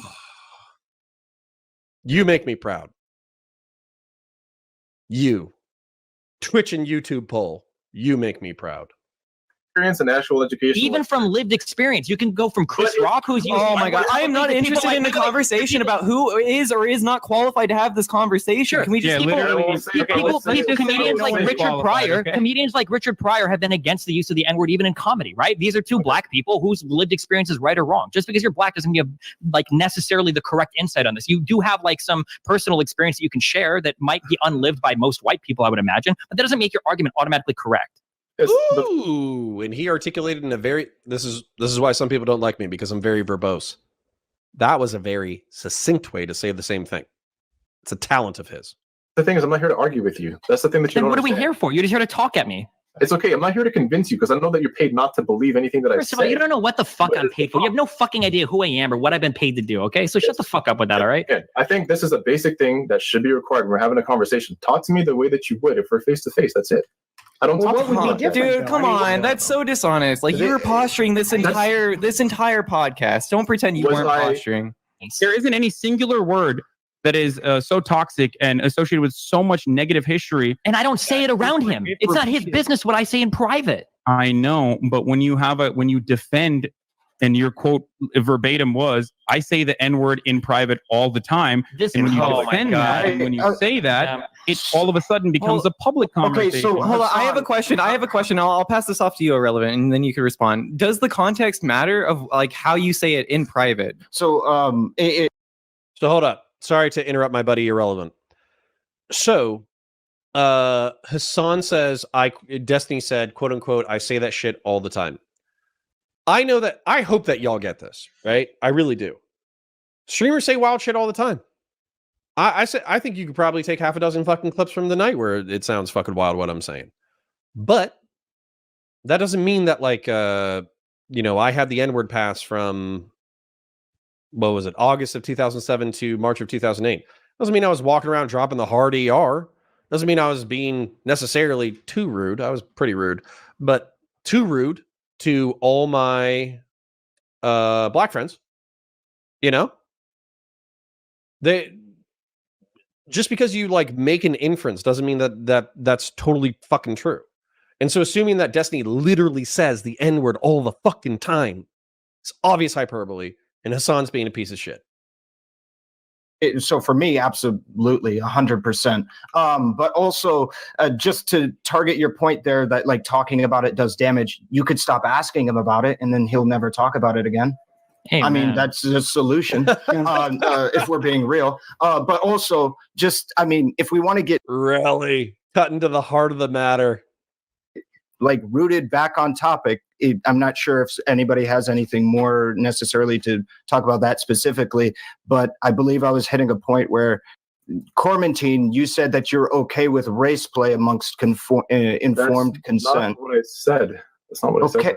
Wait, are we going back to race play, or should I respond to what Ahrelevent said? Oh, sorry, go for it. Context is important as well. I understand that context is important. Saying like, oh, I say the N-word all the time in private, kind of. Oh, yeah, I didn't get the N-word pass when I was a cop. Jesus Christ.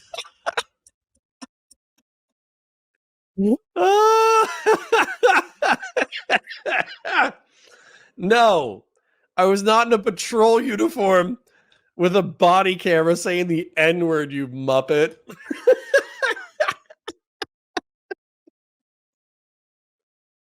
That's awesome. No, what happened was I was in the Marine Corps from 2006 to 2010. That's when I had the N-word pass. I deployed to Iraq from 2007 to 2008, August of 2007 to March of 2008. And I deployed with a unit that was like 16. Literally, we were a unit of 20. And it was like 16 black guys, a Brazilian, a Peruvian, a Cambodian, a mixed guy, a Polish guy, a Mexican, and me. So it was like 2/3 black and remaining like various minorities. There was like one Polak and there was me. So during that time, obviously, like the black culture was the dominant culture since they were 2/3 of the unit. And what happened was we got used to each other. We got used to saying stuff. I think I told the story once. My dog knocked on my camera, but what happened? Oh, I said the N-word with an ER, but I said it in a context in which an A would be appropriate. And then basically like 3 or 4 black dudes like sat down with me and they were like, hey bro, like we don't care if you say A, but like ER has a totally different connotation, use, whatever. And they like broke it down for me for like 2 or 3 minutes. And I was like, oh, okay. Sweet, my ninjas. Ninja, please. So no, I miss those days. They were good guys. I still miss and love them as brothers or as ninjas. My ninjas. So he did it with a double B. Okay, it's fine. Get over here, ninja. That's a cop. Oh my god. Brutal. Yeah. No, Christian Polaris, I didn't have to be told why. I wasn't using the N-word in a context with ER where I was using it as like a negative. I wasn't using ER as a pejorative. I was using ER in the way that A would have been used. And they were like, why are you using ER in the way in which A would be used? And they were like, whoa, why'd you say it that way? And then we had a conversation about it. So it wasn't. Yeah, Vlad the Kebabber says, one of my friends accidentally said the hard R in front of a few blacks. He meant to say the soft A. Yeah, it's not that big of a deal. Just an educational moment. Educational moment for everybody. It eliminates that context, or at least offers context, don't you think? Ahrelevent, if we're being honest. And also, there are logs, like, I mean, at the end of the day, there are logs of Destiny using the N-word in exactly the way that we are all thinking that Destiny would use the N-word. Based?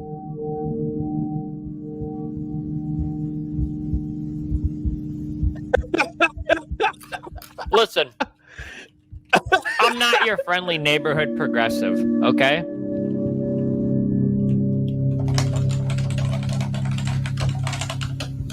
Sure. I don't think wait, okay, wait, hold on. If you're just gonna come here and Damn. What year was that? Destiny. Wow. That's edgy even for my taste. Ooh, that's a spicy meatball. What year was that? That's a spicy meatball. Holy shit. Yeah, that's I'm just gonna say it again. That's spicy. All right, let's continue. I would be curious to know the year. Sure. I don't think wait. Okay, wait. Hold on. If you're just gonna come here and speak a bunch of shit, there have been times where I've made really edgy comments in my chat room. I think it was like 2 years ago, and I've changed my mind on that. I used to consider like my chat room to be like a 2016. That was Nebraska Steve. Got it. Nebraska Steve strikes again. Be closed forum, and I should be able to be edgy in there. But I've rethought that. That is something I've changed my position on. Much as I'm sure you changed your position on things too. And definitely, if people like fucking Bad Bunny are floating around at the end of this conversation, right? People like that have been like 3 months ago saying words like that. If you guys are gonna let her fucking slide on that shit, then I think it's okay that a person that has like a history of arguing these issues should probably be okay to slide on. Logs are fake. That's Wait, hold on, dude. Yeah, I have used like really edgy jokes in some situations that are more public. So Biz D said, bro said 2 years ago. Yeah, so this was shot in 2019, which would make it 2017. Somebody said that it was 2016. Either way, 2016, 2017. I think probably the last time that I used ER in not a road rage incident by myself would have been 2007. That would have been the last time that I think I've ever said ER. As far as A goes, I probably said A here and there. You know, nothing crazy. But that I'm proud of that record, right? That's like besides road rage or the occasional edgy comment, that is 12, 16 years. 16 years of not saying it in a context that wasn't road rage or a fucked up joke. I'm okay with that. Like, then I should have. I acknowledge that. And you know what? I don't make those edgy jokes in my private chat anymore. I've also said way worse shit if you go back a few more years. And you know what? I've changed my opinions on those things as well. Sure. Like, if you've come in here to cite shit for me at 5 years ago, like, we can play. We've already played that fucking game. Like, if you want, we can play that fucking game all day. But I don't want to fucking do that here right now. That's not relevant to this conversation at all. What it is that causes you to just raise your voice? Christian Blair says, in the future, when you have to lie, like say as a politician, lie about that, lol. Nah, I think I'm pretty proud of not having said the N-word with an R-E-R since 2008. I think that's all right. This D says, I get it. Sometimes I yell the F slur whenever my alarm clock rings. So based. Oh, that's awesome. All right, let's see. We only got a couple minutes left. Let's see if we can wrap it up. Grassy Tetramon for $2 says, Connor called me the N-word 3 minutes ago. I mean, might have said ninja or something. What if I'm talking about a dog? Yeah. And yell over people than simply saying, hey, you know what? Maybe that's not okay. And that's it. I'm not sure why this is so important to you. Why would he get so upset when people are trying to characterize him as being incredibly racist? If you take this position, do you agree that like every single person that's ever made like a racial joke is like contributing to racism? And you can answer yes or no. It's not a get you. As a matter of fact, yes. Okay, so people like George Carlin or Louis C.K. or what about black comedians that do it? What about people like Chris Rock or like McGruber with the Boondocks or Dave Chappelle? Is there a context where racial humor is acceptable, especially when it involves using slurs? Oh my goodness. Okay, so if the context does exist, the last people that have the ability to exercise it without being racist are the people on this panel right now. If you can't understand the context in which we live, Wait, hold on. Let's hear that fucking progressive ass cringe. Slurs. Oh my goodness. Okay, so if the context does exist, the last people that have the ability to exercise it without being racist are the people on this panel right now. That's such fucking progressive cringing cope. So Destiny, the progressive who advocates for, intersectionality and systemic racism and police reform and all that kind of stuff. Hasan, the furthermost left successful streamer on the planet. The Surfs, the guy who's so fucking left he tanked his own career. Ahrelevent, the mixed race black guy. Bastiat, the nice progressive liberal neoliberal oil lawyer. Pixie, the sweet little white girl who has, I think she's Puerto Rican. Girl who hasn't said anything. And Mindwaves, I think he's non-binary, but I think his pronouns are he. Mindwaves, the progressive panel host. They are the last people on the fucking planet who are able to be racist. Are you shitting me? Are you shitting me? I'll take you to a bar in rural Florida. We'll hear the N-word ER flung around real liberally. Okay? These are not the last people on the planet who would understand racism or be racist. Holy shit.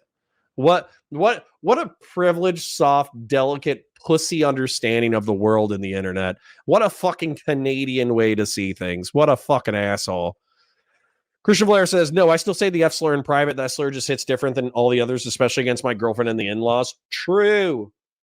What else are you supposed to say when you lose in a video game or to greet your friends in the video game even, Jonah Boy? Beautifully said. Grassy Tetramon says, Connor's literally thinking the N-word right now. It's true. It's true. When Kormantine said, why is it so important to you? I was like, yeah, it's not the word. It's The Joker. It's like it's not about the money. It's about the message. Grassroots Hachimon says, no, she isn't. I'm Puerto Rican, and I would deport Pixie to Arkansas. Rude. Pixie is a perfectly sweet, nice gal. If you can't understand the context in which we live to be able to discern these things, then no, you don't get to have that conversation, unfortunately. So another non-answer. You're not a George Carlin. Christ. It's not a non-answer. It's just saying Holy that you're not shit, able to dude. You do can't it. answer a That's all. single. Kormantine, look, shit. I respect you, dude. I'm sorry that this ended up in a shit. Well, hold show. on. Another non-answer. You're not a George Carlin. Christ. It's not a Okay. non-answer. It's I just just want to saying make sure we didn't miss Dude, you anything. can't answer a That's all. single. Kormantine, look. Yep. I respect you, dude. I'm sorry that this ended up in a shit show. I thought this would go a lot better than it did, but do you want to go ahead and shout yourself out before you go? No, I don't really feel like shouting myself right now. I'm actually not like proud of anything that happened here. And I really hope that in the future, if we want to have these kinds of conversations, it doesn't look anything like this. I think this is actually... I'd love to have you on the podcast. Or not podcast, on my show. No, just... let's talk about this offline, dude. Let's talk about this offline. All right. Okay. All right. You take it easy. Yep. Let's talk about this offline, dude. Let's talk about this offline. All right. Okay. All right. You take it easy. Yep. Pussy. No offense to Kormantine. I hope he's doing well. I hope he's reading lots of books. I hope his standpoint epistemology has evolved. I hope that his understanding of progressive and feminist and intersectional texts has evolved. I hope he's doing very well in his policy and advocacy positions. I hope he's making tons of money. And I hope that he is successful, happy, healthy, has some little black children who are not suffering from the racism of Canada, Montreal, Canada. Apparently, Montreal, Canada is the kind of place where white folk just walk around punching black folk in the fucking face. So, I hope he's doing well. So, Winter Guy says Kormantine may be gone, but he lives on in the cringe. So true. This cringe is eternal.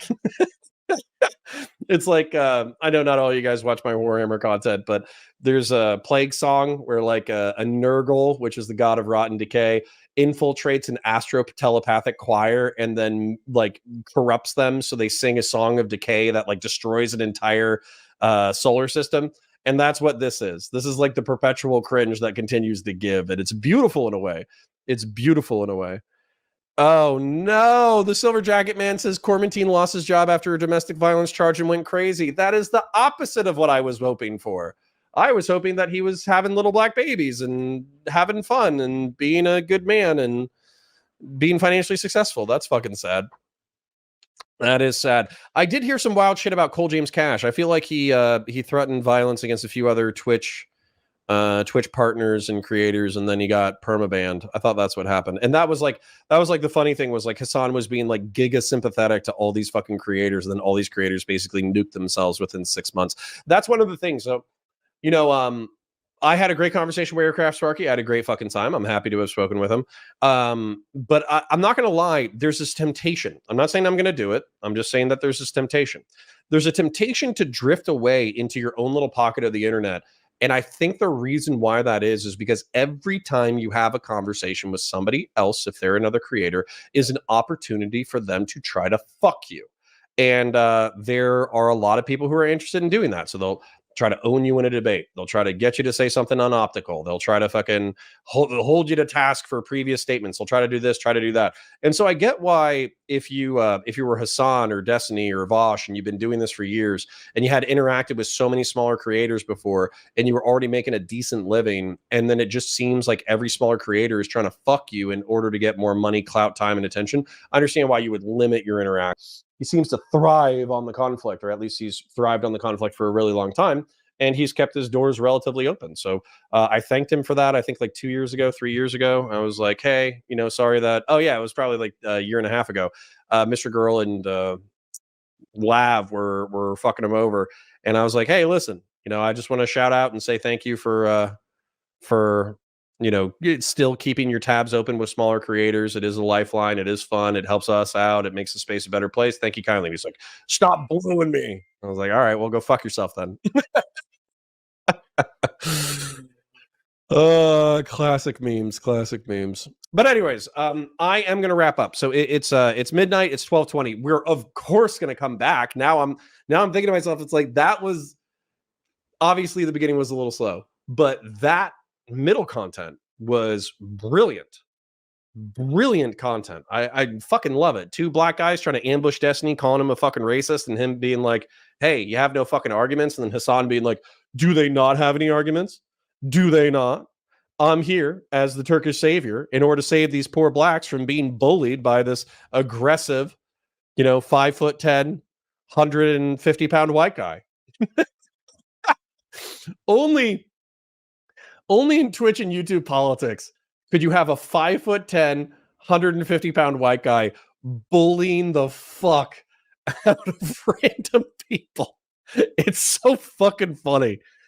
Oh man, Christian Valera said it. He's like, "This is peak content. This is peak content. It really is."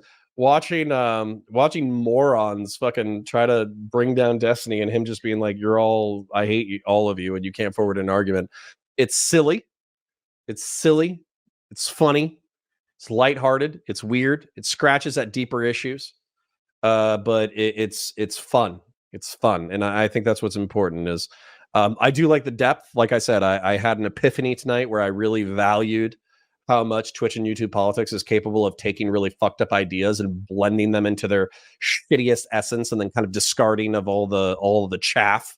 I think that's a beautiful function. But all in all, pretty fun. Grassroots, but Connor did call me the N-word, and he did it with an attitude too, the hardest of ours. Wrong, sir. I'll just DM it to you later. But anyways, my wife is texting me. I want to thank the 40-60 plus people who hung out with us. I want to thank all the donors tonight. Thank you to Zetsui655 in particular. Thank you, Grassroots Hegemon, for all your donos. Thank you to everybody who donated or became a member or did anything. Supporting, chatting. If you're not a brokey and you got some money, feel free to throw it my way. If you are a brokey and you just enjoy the content, then enjoy the content. 07's in chat. I will salute you first with a traditional American salute. Then I will salute you with the Aquila of my people. Parasocial love to you and yours. I hope you have a beautiful night. Thank you for hanging out with me. I will catch you in the next one.